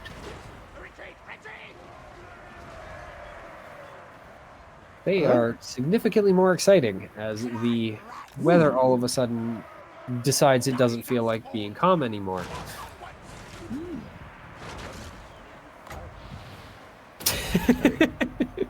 or do the weather pirates? Radical weather. Yeah. And during one such storm, Uwe, you spot a very familiar light just kind of dancing among the waves. Far too far to keep up at this point. And jumping off the ship with the freaking waves as they are is suicide, basically. Unless you are a very strong swimmer. I'm going to attempt to ask if anyone else sees that. If you pointed out in particular, a couple of the more elven crewmen do seem to spot it, but they don't make anything out of it.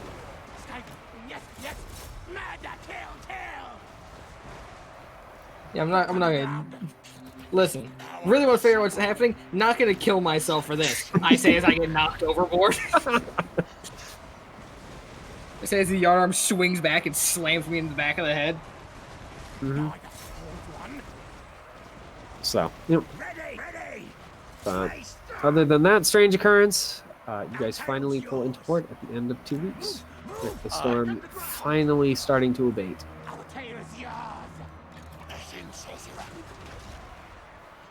You guys are able to get off the ship. Let's go. Let's.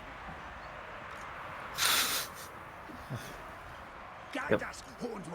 And Mo, you recognize some of the people standing on the dock. At least recognize them by what they are. As an entire crew of the dogmen is just squabbling with the dock merchant.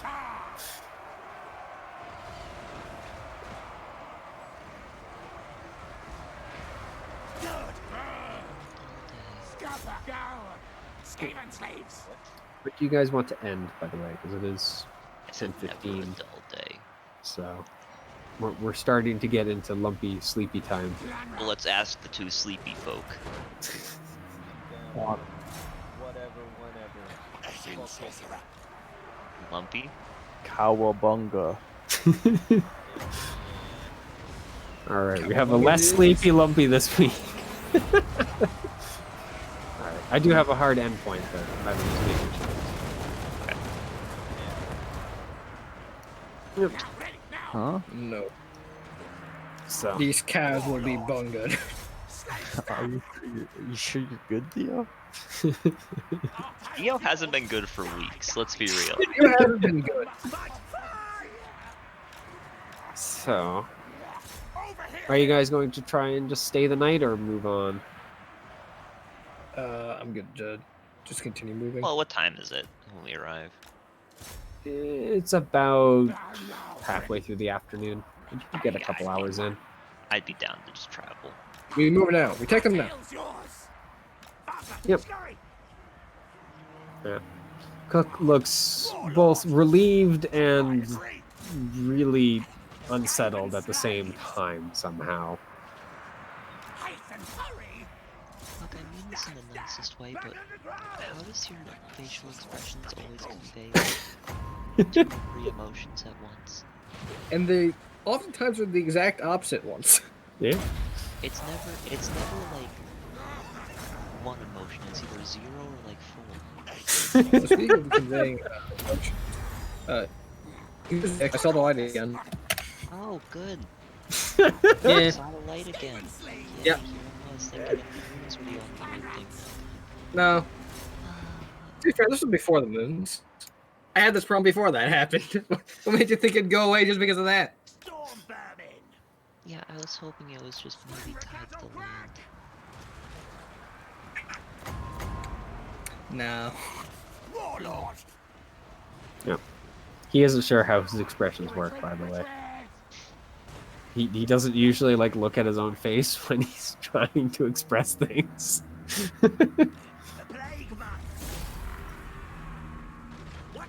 Yep.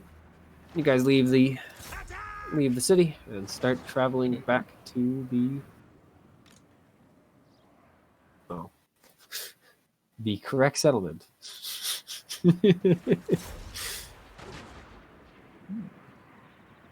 Back to Halvan's house and his weird talking snake. Yes. Everything So- just got more and more normal ever since we met that guy. Yeah. I'm gonna do one more thing to help you guys, because, I was part of this agreement, I'll go help them, and then it's like, hey, we all had the same dream. Hey, the world's in danger. Fuck. It's been more and more normal. I hate you all. Alvan's the bad guy. And one more thing. Dude, could you imagine Halvan's is playing us for a fiddle? Thank you for bringing me Cook. Now I can cook up the end of the world. And then we fight him and die. And be Like, very funny. we'll kill him.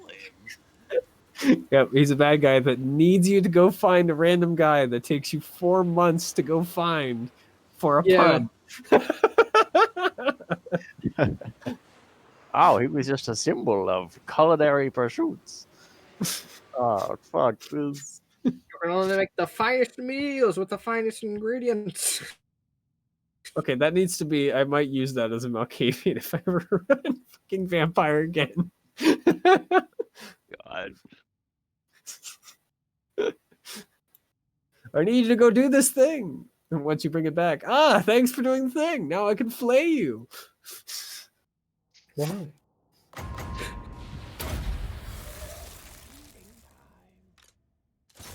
Yep.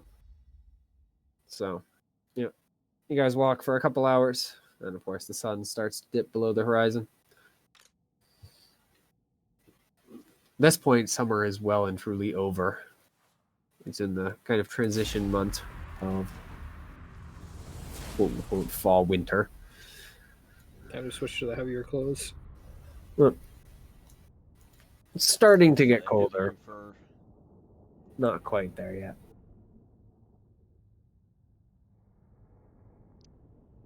Well, it's like starting to dip into like the 40-degree mark. Oh, it's cold, but not freezing yet.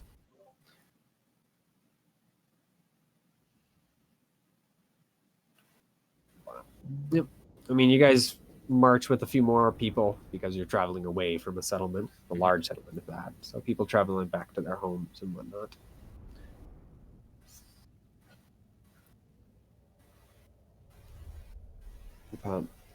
Eventually, night falls. It's better. Yep. Are you just sleeping this time, Mo? No, I'll take the beginning of the first and the end of the last watch. Fucking bizarre setup. All right, go ahead and give me those rolls. Oh, is that not a 12?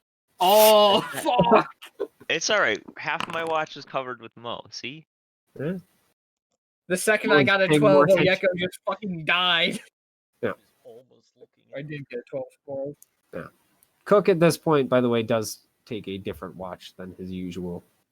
He has been taking first watch, and he complains about tiredness and ends up taking the third instead. You waited for me to roll a 1 to be like, ah, fuck this. Couldn't have done it on a How good else are you gonna step that scene? Come on. So, Oyeko, what are you doing that's making you that distracted? Honestly, she's probably just like looking into the campfire, just thinking about all the weird shit that's been going down. I'm practicing magic.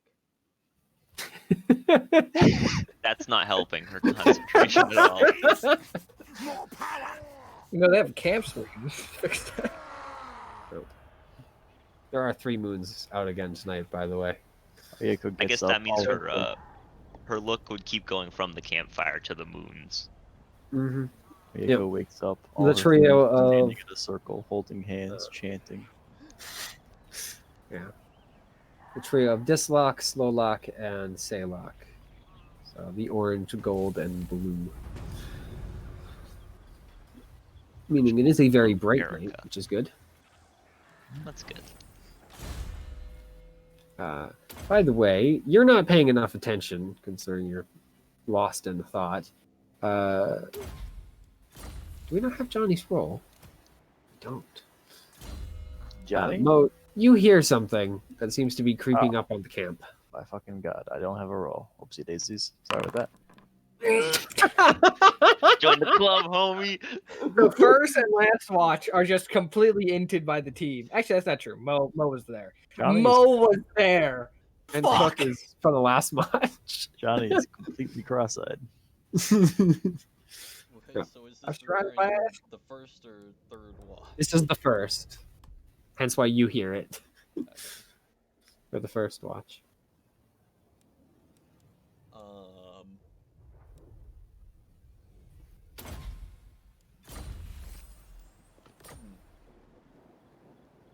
I never expected to be in this situation. Stop me, I was like, wait a minute, I heard something? Looks over, Oyeko is still looking into the fire. Oh, Oyeko doesn't hear something?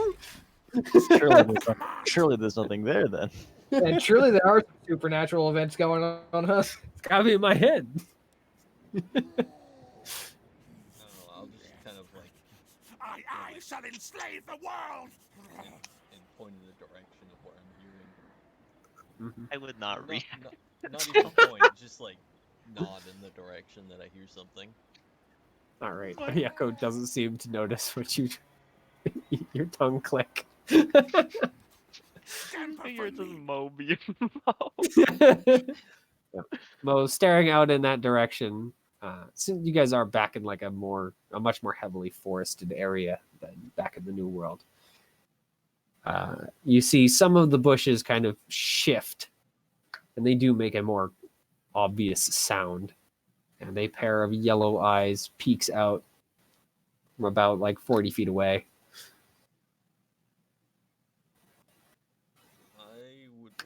attempt to hide.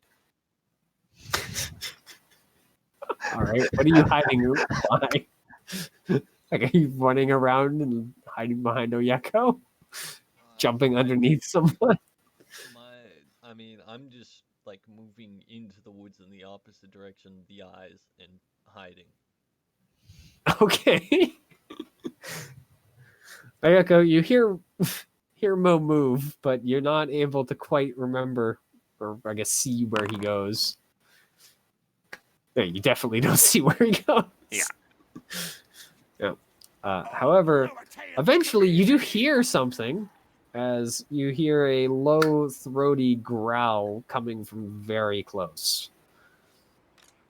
I guess I'll slowly turn to look. Yep. You see a giant owl head.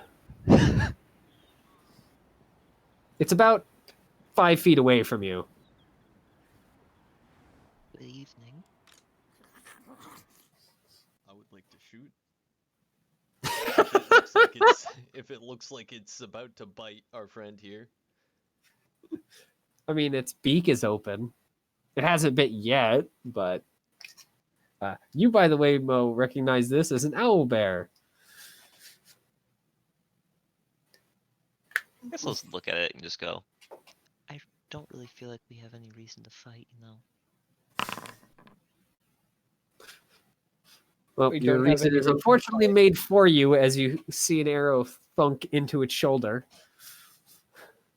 Go ahead and roll damage, Mo. Does that count as a sneak attack? It does indeed.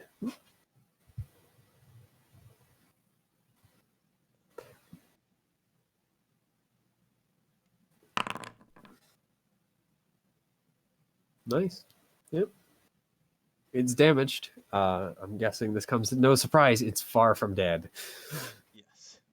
What do you mean 11 damage is enough to kill an owl bear? No. It lets out a roar of pain and surprise. And then is going to attempt to freaking eat you. Yeah, I kind of guessed. Seeing as unfortunately, our bears do not understand the concept behind bow. It does wake up the other people in the group. There's no way they're still asleep after that. You'd have to be very, very, very heavy sleeper to miss an owl bear roar. It's funny, I'm now a heavy sleeper. Yep.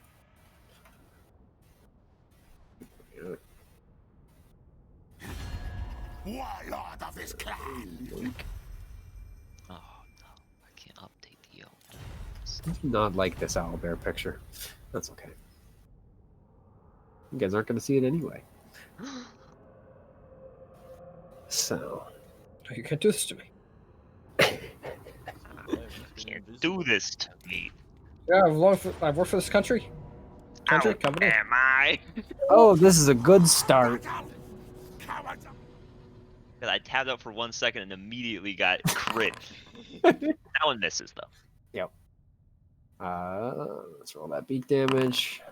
It's a pretty lukewarm beak damage, though. Really shitty damage. Nope. It does smash its beak into your armor as you start to stand. Everyone is awake now, so let's go ahead and roll some initiatives. Why are you guys yelling out here? Oh no.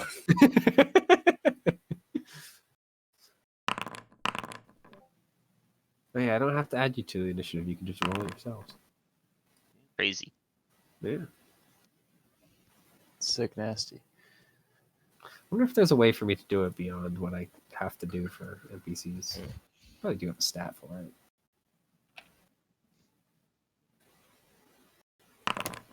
All right, so my initiative is actually 19, not fucking 6. All right. It's a good thing too. Fuck you. Yeah, you're going before it. Yep. There we go. Lumpy, do you want to give me a roll?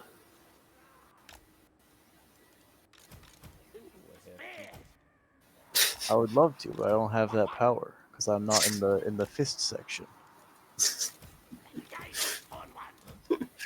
How is it everyone else is able to do it? but Lumpy can't? Now I am. All right. Hey, Geve, there seems to be an owlbear in your camp. Mm. It also seems to be kind of angry. I Slayer's Prey the owlbear. And then I try and fucking shoot it. Who could have guessed this series of events would happen? Bang.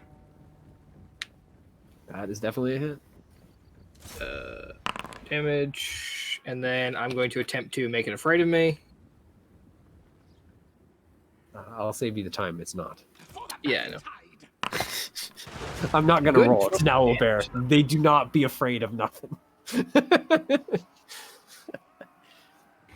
Yeah, we'll these fire ones again. aren't.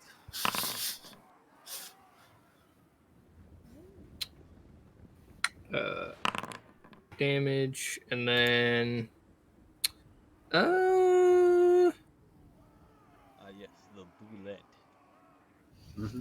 Here, actually, should Yes. because he is in the combat. So. Can't really disarm him. How is it 3 people rolled freaking at a 19? Yeah, I'll actually attempt to use a goading attack on him. All right. There. So they have to make a wisdom saving throw.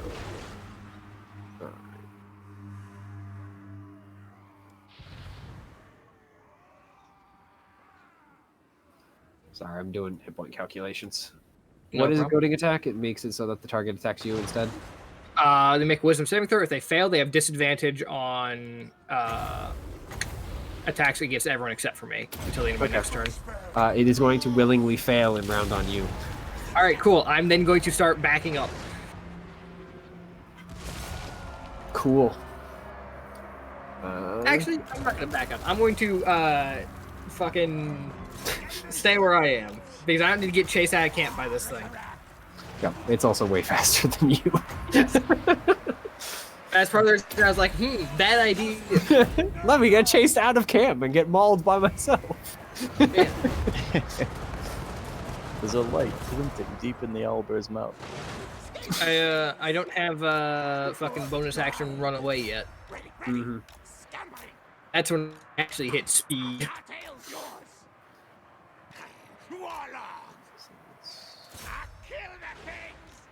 Move!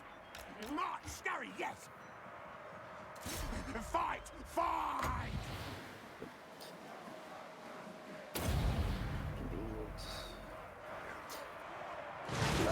Cook is going to stand up and move away. He is going to just line up a shot but not fire yet. Skaven slaves! Then the owlbear is going to go. The owlbear is going to go charge the idiot that decided to make me mad. Yeah. Like an As opportunity soon as it starts to attack. charge, I You do have get an the attack opportunity, yeah. I have the thought. Was this a mistake? Why did I piss off the thing that's already pissed off? This is not my beautiful Yeah, house. that hits. It should be noted all damage I'm doing in this fight is non-lethal. All damage I'm doing is lethal. Fuck it. Piece of shit. Literally can't not do lethal. Sure as fucking hell. Sure, you could aim at like the not as vital components. Yeah, that hits. Funnily It's still enough. lethal. That's claw. Yeah, that also hits. Funnily enough. Now move! Great! Damage. And damage. Freaking goddamn.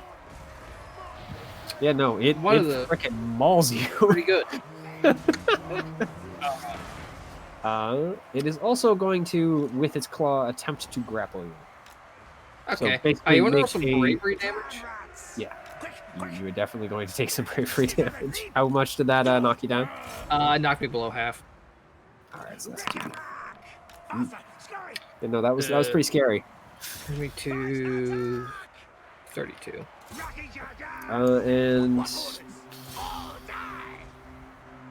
I'll let you pick. I'm going to basically do the same thing as escaping a grapple, except as a save. So Dex or Strength. We'll do Dex. All right, go ahead. So you said it was a dex save? Yeah, In dex this save. case? Not. This is not a check. It's a save. All right. Yep. So it attempts to freaking just lock you down with its paws, but you're able to duck underneath it before it gets more than a. Well, it's not able to grab you, but it definitely still gets a good chance. It's fine. After making angry, my entire body is screaming at me to go move, move, move.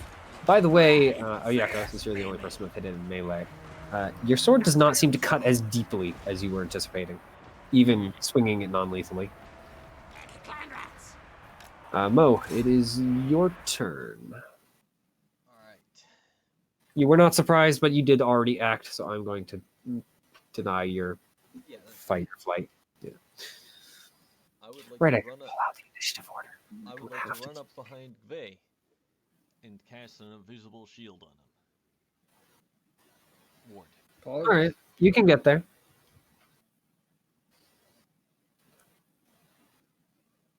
Yeah.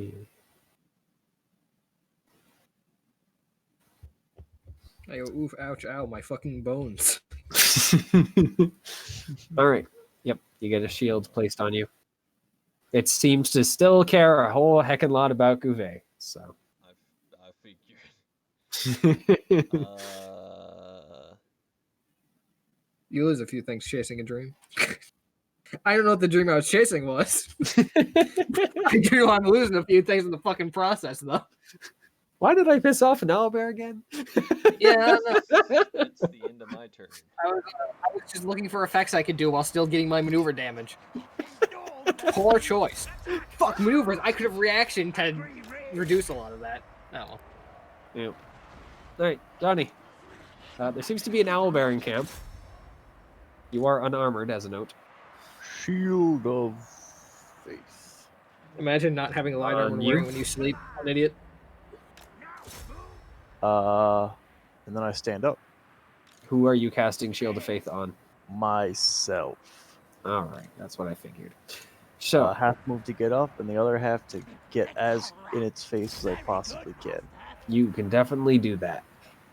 It And still then I seems will- very concerned with the current target. And then I will action surge. All right. And attack. Twice. That is a hit. That is surprisingly a miss. And I should have rolled versatile because I don't have my shield on or my armor. All right. Sure. You can go ahead and roll it. I'm happy keeping that roll, but I was Well, let's see if it's higher than a 3. It is definitely higher than a freaking 3. Jeez.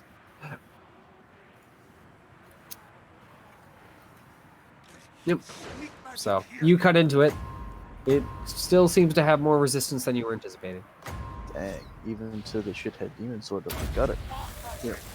It's because your demon sword can decide if it wants to be magical or not, just to freaking screw you over. Fair enough. Fair enough. It's almost like you no, called magical. your Fuck demon you. sword as intelligent. The shithead demon sword of the gutter. It doesn't Yeah, like Listen, it stays sharp, so that's really all I need. All right, Oyeko. Right. You I notice mean, that your sword is growing duller. Just your sword, they're just a rod of steel. But I will cane my enemies to death with it. I'll club you with my sword. Club? Yeah, I forgot Oh, about you never hear the It's very used. sword? That's all it is. You're clubbing someone to death with a fucking sword. Yeah. can I get in range of it this turn? It's in the middle of your camp. You could get I within didn't know range how of far, it I very didn't know how easily. far Gouvet moved or anything. Yeah, not very far back. Okay, I will run up next to it. I will use a charge of fighting spirit, All right, and I will swing twice at it. that's a hit. And another hit. This is all still non-lethal. All right. And then I will action surge and swing 2 more times. All right, go ahead. Action surge, kind of sick, huh? Yeah, it's pretty fun. I rolled so many times that the katana off screen. No, that is another 2 hits, another 2 points of damage. Give him another 2 points of damage. I'm really not doing much. No, very resistant. All right, the end of the first round. So, Guve, looking at it, since it's right in your freaking face, its face seems to morph into an eye. Could you go ahead and roll me a freaking yeah, roll me a wisdom save? Please. Yeah, that's about right. Oh boy. So let's just go ahead and there we go. Some more of that fear. Mm-hmm. And you're going to be stunned. As this thing is all of a sudden a lot scarier than you were first anticipated. That is Are you exactly what I wearing- needed right now. Are you wearing a diaper? Yep. Cook is actually going to do something very similar. Party betrayed by Cook. Shot in the back. Yellow for the out. Yep. Where? Oh, I forgot to give Cook his crossbow. Oops. When you say I'll just- something similar, do you mean Cook is gonna transform into an eye thing, or Cook is gonna run, like, get very scared? He might, but he does not. Okay. You still didn't answer. Well, Yeah. we don't know whether it's run away or he turns into an eye. It's neither. He fires his crossbow into the owlbear. Nice. And it's a pretty good shot.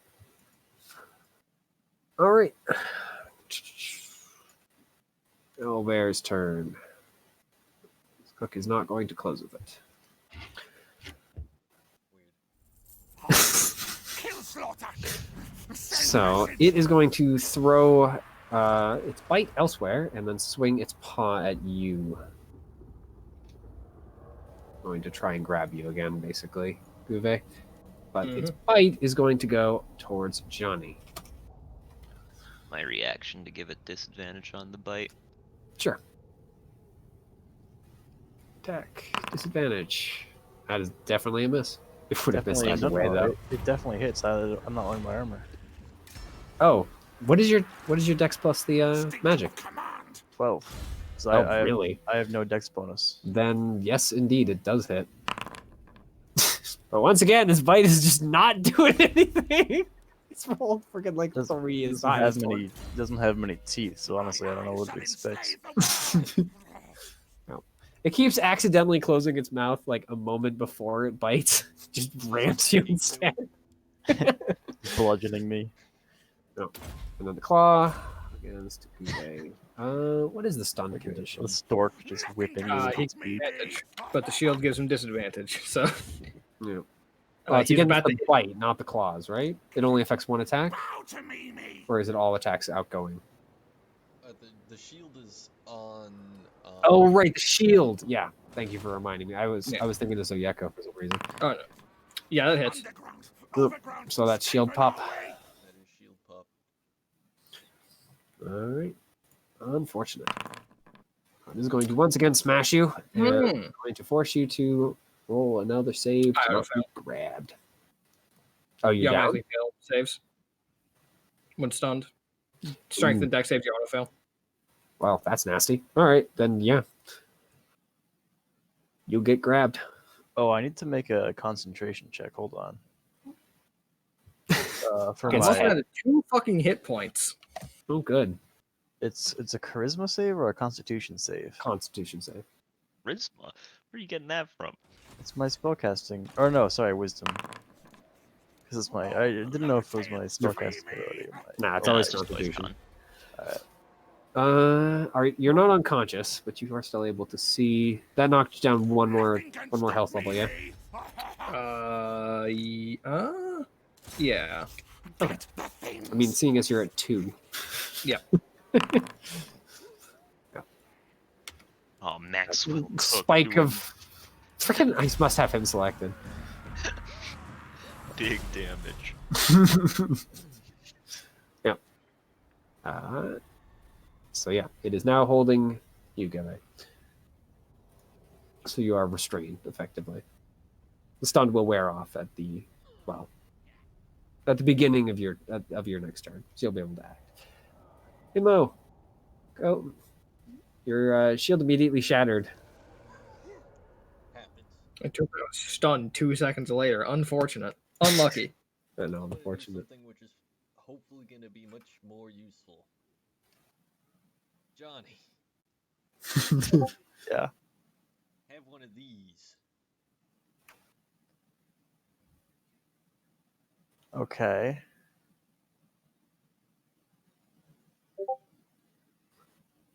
You have a sword. It does 2d8 psychic damage. Mm-hmm. Plus my... Your casting ability.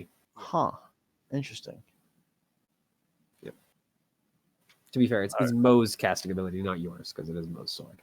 Yeah, fair enough. Mm-hmm. Means that the bonus is probably lower than that of your normal sword, but... Probably. My intelligence modifier is +3. Um, However, the damage itself is probably more than your sword. Seeing as it's am 2d8, yeah. I'm assuming I'm proficient with it, right? Yeah. Automatically proficient with it. All right. So that's my normal. Honestly, it becomes... it actually becomes a weapon of your choice, I believe. It counts as a simple melee weapon with which you are proficient. I don't... Maybe that just means we're automatically proficient with it. I don't... Yeah. I'm actually gonna make it a I mean, it is dagger. always a sword, though, so there isn't any more any simple Right. weapons that are sword on the It is, dagger. however, finesse, light, and thrown.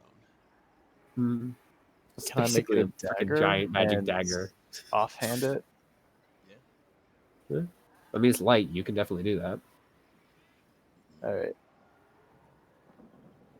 My rolls are probably gonna be lower, right? It's gonna be your melee attack. Yeah, it'll still use your melee stat for attacking. I've So never if you want to 2-up swing at fought the sword, in 5e. there isn't any additional minuses. You just have to attack it with it as an offhand. The detriment comes from the damage roll. Yeah. It's much easier to dual wield in 5e. All right. Is it my turn? That's my bonus action. Once Mo finishes his turn. Oh, okay. I wasn't sure how much of it got used. My action will be... I'm not really in melee with it yet, right? Because I moved up behind. If you've been moving out of its reach, yeah, you are not within melee with it. In that case, we'll keep it that way. And shoot it with a bow. Attempt to shoot it with a bow. You shoot it with a bow. And the sneak attack damage?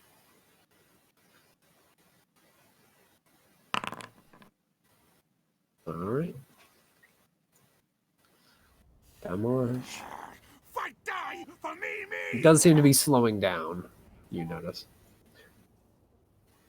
Alright, Johnny. You now have 2 swords. Yeah, so I'm gonna attack with this one twice with my not offhand. Second one connects. The second one connects, so I'll roll damage for that. And then I'm gonna roll to attack with the Shadow Blade twice. So I'm gonna use the shithead demon sword attack rolls, but it's gonna be one. You don't get 2 offhands as a note. You only get one. You only get one. This one? Okay. So I'm gonna roll this attack, but it's gonna be this -1. So a 9. So that's gonna miss. Yeah. All right. And that's my turn. Because I'm still between it and Mo. So that's how I want to keep it. Alright. And finally, Oyeko.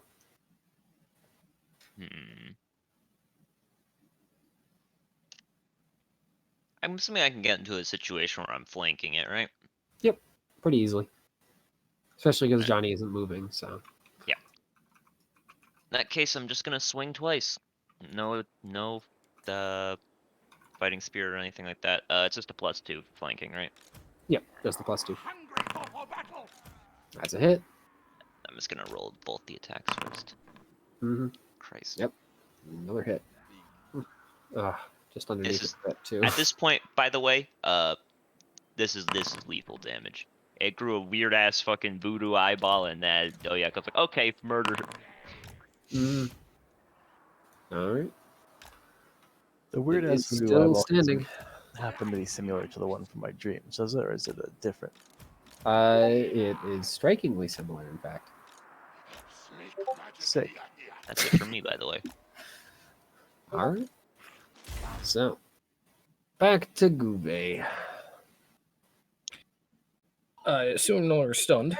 You are no longer stunned. It ended up beginning Really you. unfortunate situation. How injured does this thing look? Is very injured.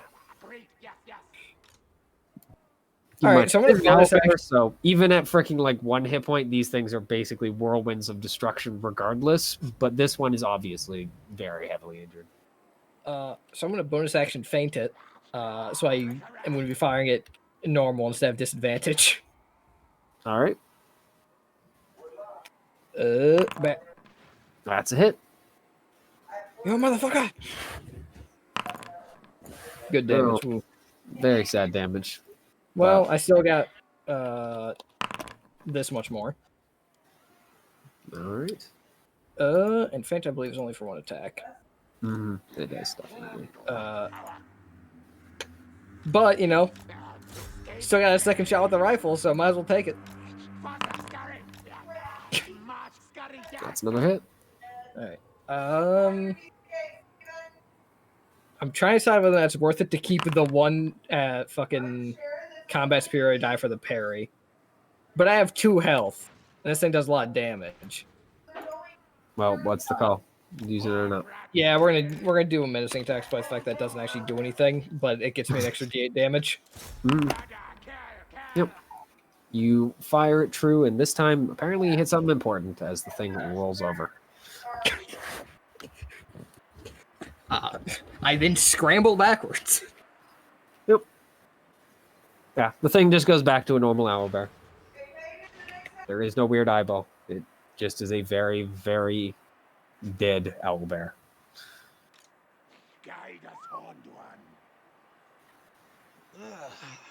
Well, How did that thing get As a in the note, just camp? for those of you with any sort of monster training, so mostly Gube, but Oyeko and Johnny have probably fought one of these things at some point. They're not normally that tough, and they're definitely not usually resistant to normal weaponry. Weird things have been happening, Onward. and it's just getting weirder. I'm going to start bandaging myself. So this point's 3d6. I apologize for it getting into camp. I was, It actually brings me back to full. did you not see it coming? Did you? Yes, I thought you were baiting it in. Why didn't you warn me? I did. Must not be listening. What did you do to warn me? No, I thought that was just you just making noise. I'm gonna lie down. Go back to sleep. Well, at least I know for the future.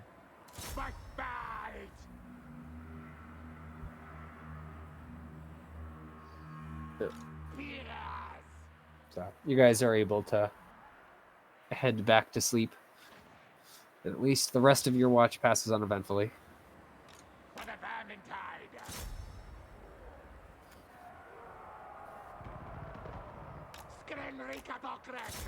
So, yeah. Actually, hold up. No, we don't. Who am I kidding? I'm all for uneventful right now. Oyako's actually gonna stay up the rest of the night. All right. So, yep. Cook goes back to sleep. Die, die, die! And Guve, you keep a good watch, but no other owl bears or anything else comes rushing out of the woods to attack you. Good. Yep.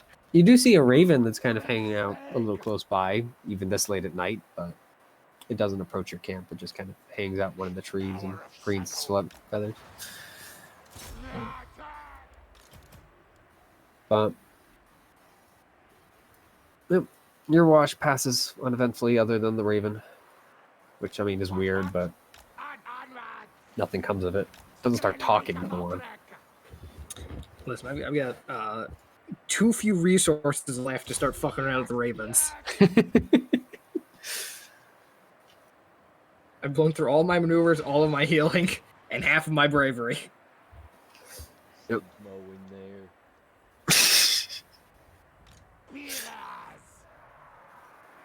So, yep. Reach it clear.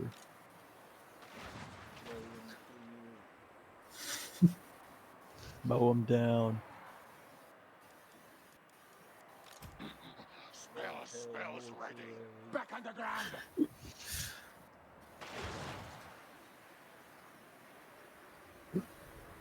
So your watch passes, and what is Johnny doing that he's not paying any goddamn attention? Thinking about the fucking eye from my dream that popped up in the owlbear's face. It's kinda spooky. Ready. Chase and hurry. Yeah. He has no idea what it means though. But I guess he's just a little on edge, so he isn't keeping watch that well. He's jumping at all the wrong things. But Cook keeps a good watch, or at least a good enough one that nothing happens. The morning comes around. Do I get a short watch during, or a short rest during this time? Yeah. Okay, I am gonna use it. Skaven slaves. Forward, Yeah, backwards. I will use it. Quick. Most good, maybe. More importantly, I This just want an way. action switch back. Ready. Now move. Rocky Jagas. So, yep, Scampering. morning comes. Yes, master. Scurrying. What did you guys do with the owl bear? Did you just push it out of camp so you could all sleep without it being like in the way? Goodbye. Attack. Well, yeah, I would have pushed it out of camp, but not far. Yeah, like we'll deal with it in the morning type of thing. Yep. Oh, morning comes.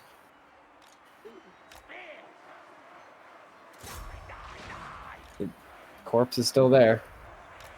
It's still warm, in fact, even after hours worth of time. Especially with the cold as it is.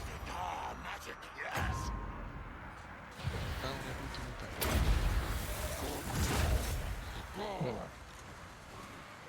what do we Yeah. See if there's anything weird about the corpse, if it was just like possessed or some shit. I mean, it looks like a very hacked up owl bear corpse. Plague monks. Sign of the Yes. dark moon is like chilling on it or something. Not that you can see through all the fur. Skaven slaves. Storm vermin. Yes. Quick. Retreat. This seems to be a really tough owl bear.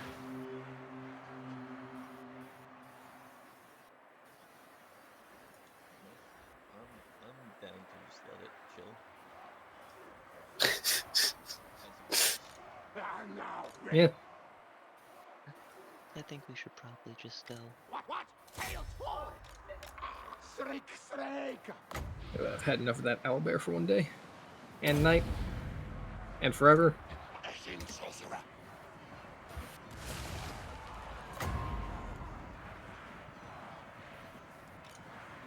Brave, fierce Mimi. So, you guys travel onward. Clan rats. Thankfully, the next 2 nights are significantly more quiet. Good. Yeah. I'm not sure how many of those nights I can survive in a row. Are you gonna stay up for the next 2 nights, Ayako, even though they seem to be quiet? No. That one is just sort of scary thing. Putting me on edge enough to not sleep. Mm-hmm. She understands that she does need to sleep.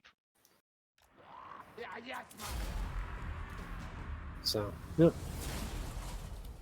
And on the 3rd day, you guys finally arrive back to Twin Oaks.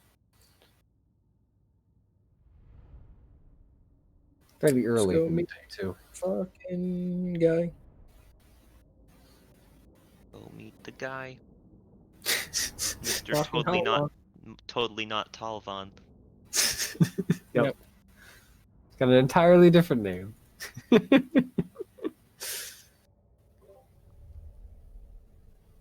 So, yep. You find his house easy enough. You've been here at least a few times, and wandering around in the area eventually gets you there. Knock, knock, knock.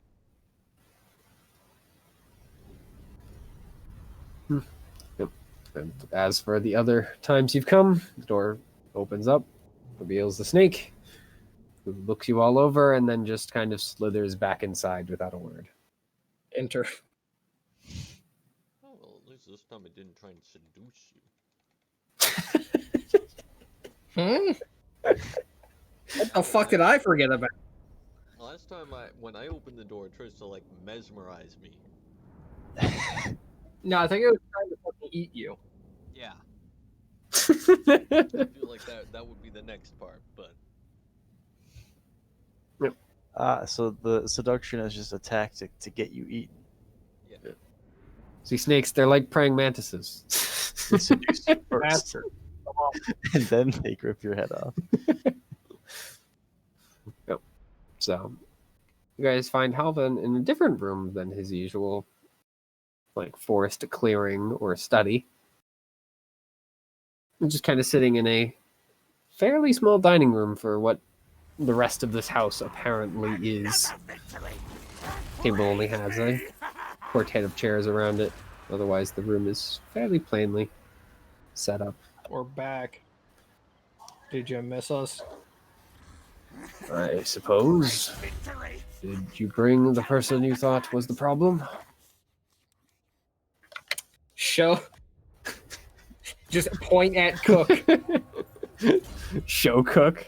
No da da da da. Yeah, you know what? Sure. Raise 'em above Do your like the fucking It's like an Ace Attorney game. Present, cook. yeah. Present attorney's badge. Present, cook. The music keeps going. God damn it! Present fucking music cuts out. Oh, you fuck now, kiddo. Is this where we Cook shoot just him? kind of nods at him. What? This is where we shoot him. With the truth bullet. I think. No, that's wrong. I don't know. I feel like Cook would be more of the fucking mashing event, where he just refuses to accept it. Yep. Havan just kind of nods towards Cook and then gestures for one of the seats at the table. Cook, as his is now apparent usual, kind of looks around the room, apparently trying to find something that he doesn't find, and sits down in one of the chairs. Havan at that point will stand up, then walk over to the door, kind of gently push you guys back out into the hallway before closing the door behind him. Well, you've been gone. I've been doing research of my own into this phenomenon. However, I need you to go pick something up. In the meantime, I'll talk with your possible suspect here. See what he knows. Have you been seeing a strange eyeball? No. You've been seeing Still in that wandering glowing picture. lights. Not for quite a long time.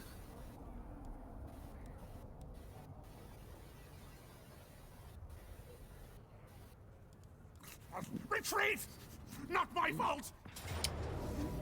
I'm sorry. What did you ask, Jake? I will just recount the tale of what happened with that owl bear, and I will also say that Johnny saw the same eye in the owl bear in one of his dreams. And what I asked was if Johnny had the picture of it still. Mm. Yeah, I imagine I would. Yep. I'd pull it out. He looks at the picture and just rubs his chin. I'm not sure, but it might relate to what I've been trying to research. Been looking into people who have unnatural or strange reactions with the cursed moon. Unfortunately, it's not really my area of expertise. And while our friend Wosen has been able to be roused, he is in fact the one that is going to be doing most of the talking. I do need you to go pick up something from one of my other contemporaries. Right, where is it and what do we have to pick up? It's in a small town to the west of here. Town's known as Moonglade. It has a slightly higher than average population of the moon cultists of the cursed moon. However, they should not be a violent bunch. My contemporary there, oh frickin' heck, name was there and is now no longer there. Was there no is no longer there is a very long name. Can you shorten it? No. How about we go with just there? So we'll go meet there. Mm-hmm. Yep. Here. This is the name he gives you. Elon. Elon? Yeah. Elon. Clan rats. Move, move. Be warned, by the way, he is not human. He is a Great clans. green skin of some form. Haven't quite dragged out of him what kind. But That's fine. be aware of that. Murder, kill, kill. That'll be witty. He just raises an eyebrow towards you. I'm Don't worry. I say nothing. sure But you will. Quick, fast. Anyway, I would like to get this over and done with within the next few days. It is a 2-day travel. It's late. Brave. He just kind of looks over at a random spot on the wall. Is it late? I've been in the house all day. Cattle move. Moderately. I mean, it's only like noontime at the very latest. Yeah, depends what you define as late. It's midday. It is very possible for you to leave and get there during the morning hours. Quick, Yeah, fine, let's go. Yeah. Good enough to me. onwards. Squeak, squeak. So, we are guided out of the house. And it is there that we will end. Voila. Noted. And it's also there that we'll level up. No, not yet. You didn't see it, but I said that and I dabbed. Well, in that case, you do. Yeah, do I get any XP for dabbing? No. You do. Actually, yeah, sure. You get Funnily 100 enough, I XP already did points. that. Nice, I got 100 XP points towards my next milestone level up. Yep, Huge. exactly.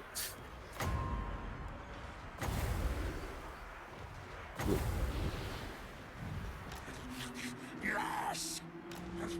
Where Whoop Whoop sends. Yeah. Follow justice. Yes, yes, yes. You lasted all the way until 11, Lumpy. Yeah, you guys did impressively well. I don't really know what happened in the last 10 minutes, maybe? Yeah, I was surprised when you guys were both like, yeah, let's keep going at 10:15. I was like, Damn, like this isn't a bad stopping point, and like there's no way they're gonna last another 10 minutes. Alright, so all I got is there's a greenskin who exists somewhere. That's right, Lumpy. That is exactly what happened. They exist for a reason that Yes. I know. They exist for a reason, and that is for us to kill them. Exactly. That's Johnny's takeaway. I need Yeah, you to I- go pick up something from this green skin. You need us to go kill this green skin. He's like, stop. Okay.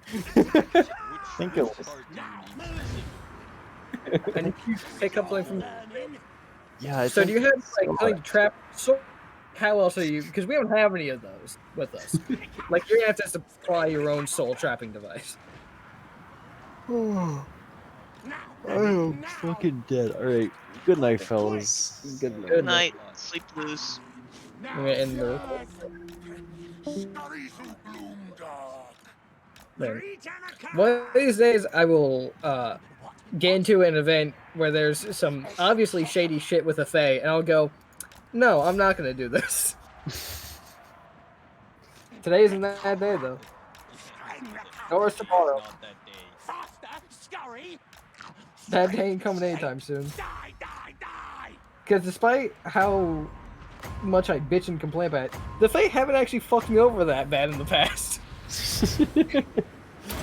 Like, they're usually annoying, but they seldom actually, like, hard fuck me over. In some cases, they've actually been quite helpful. Yeah.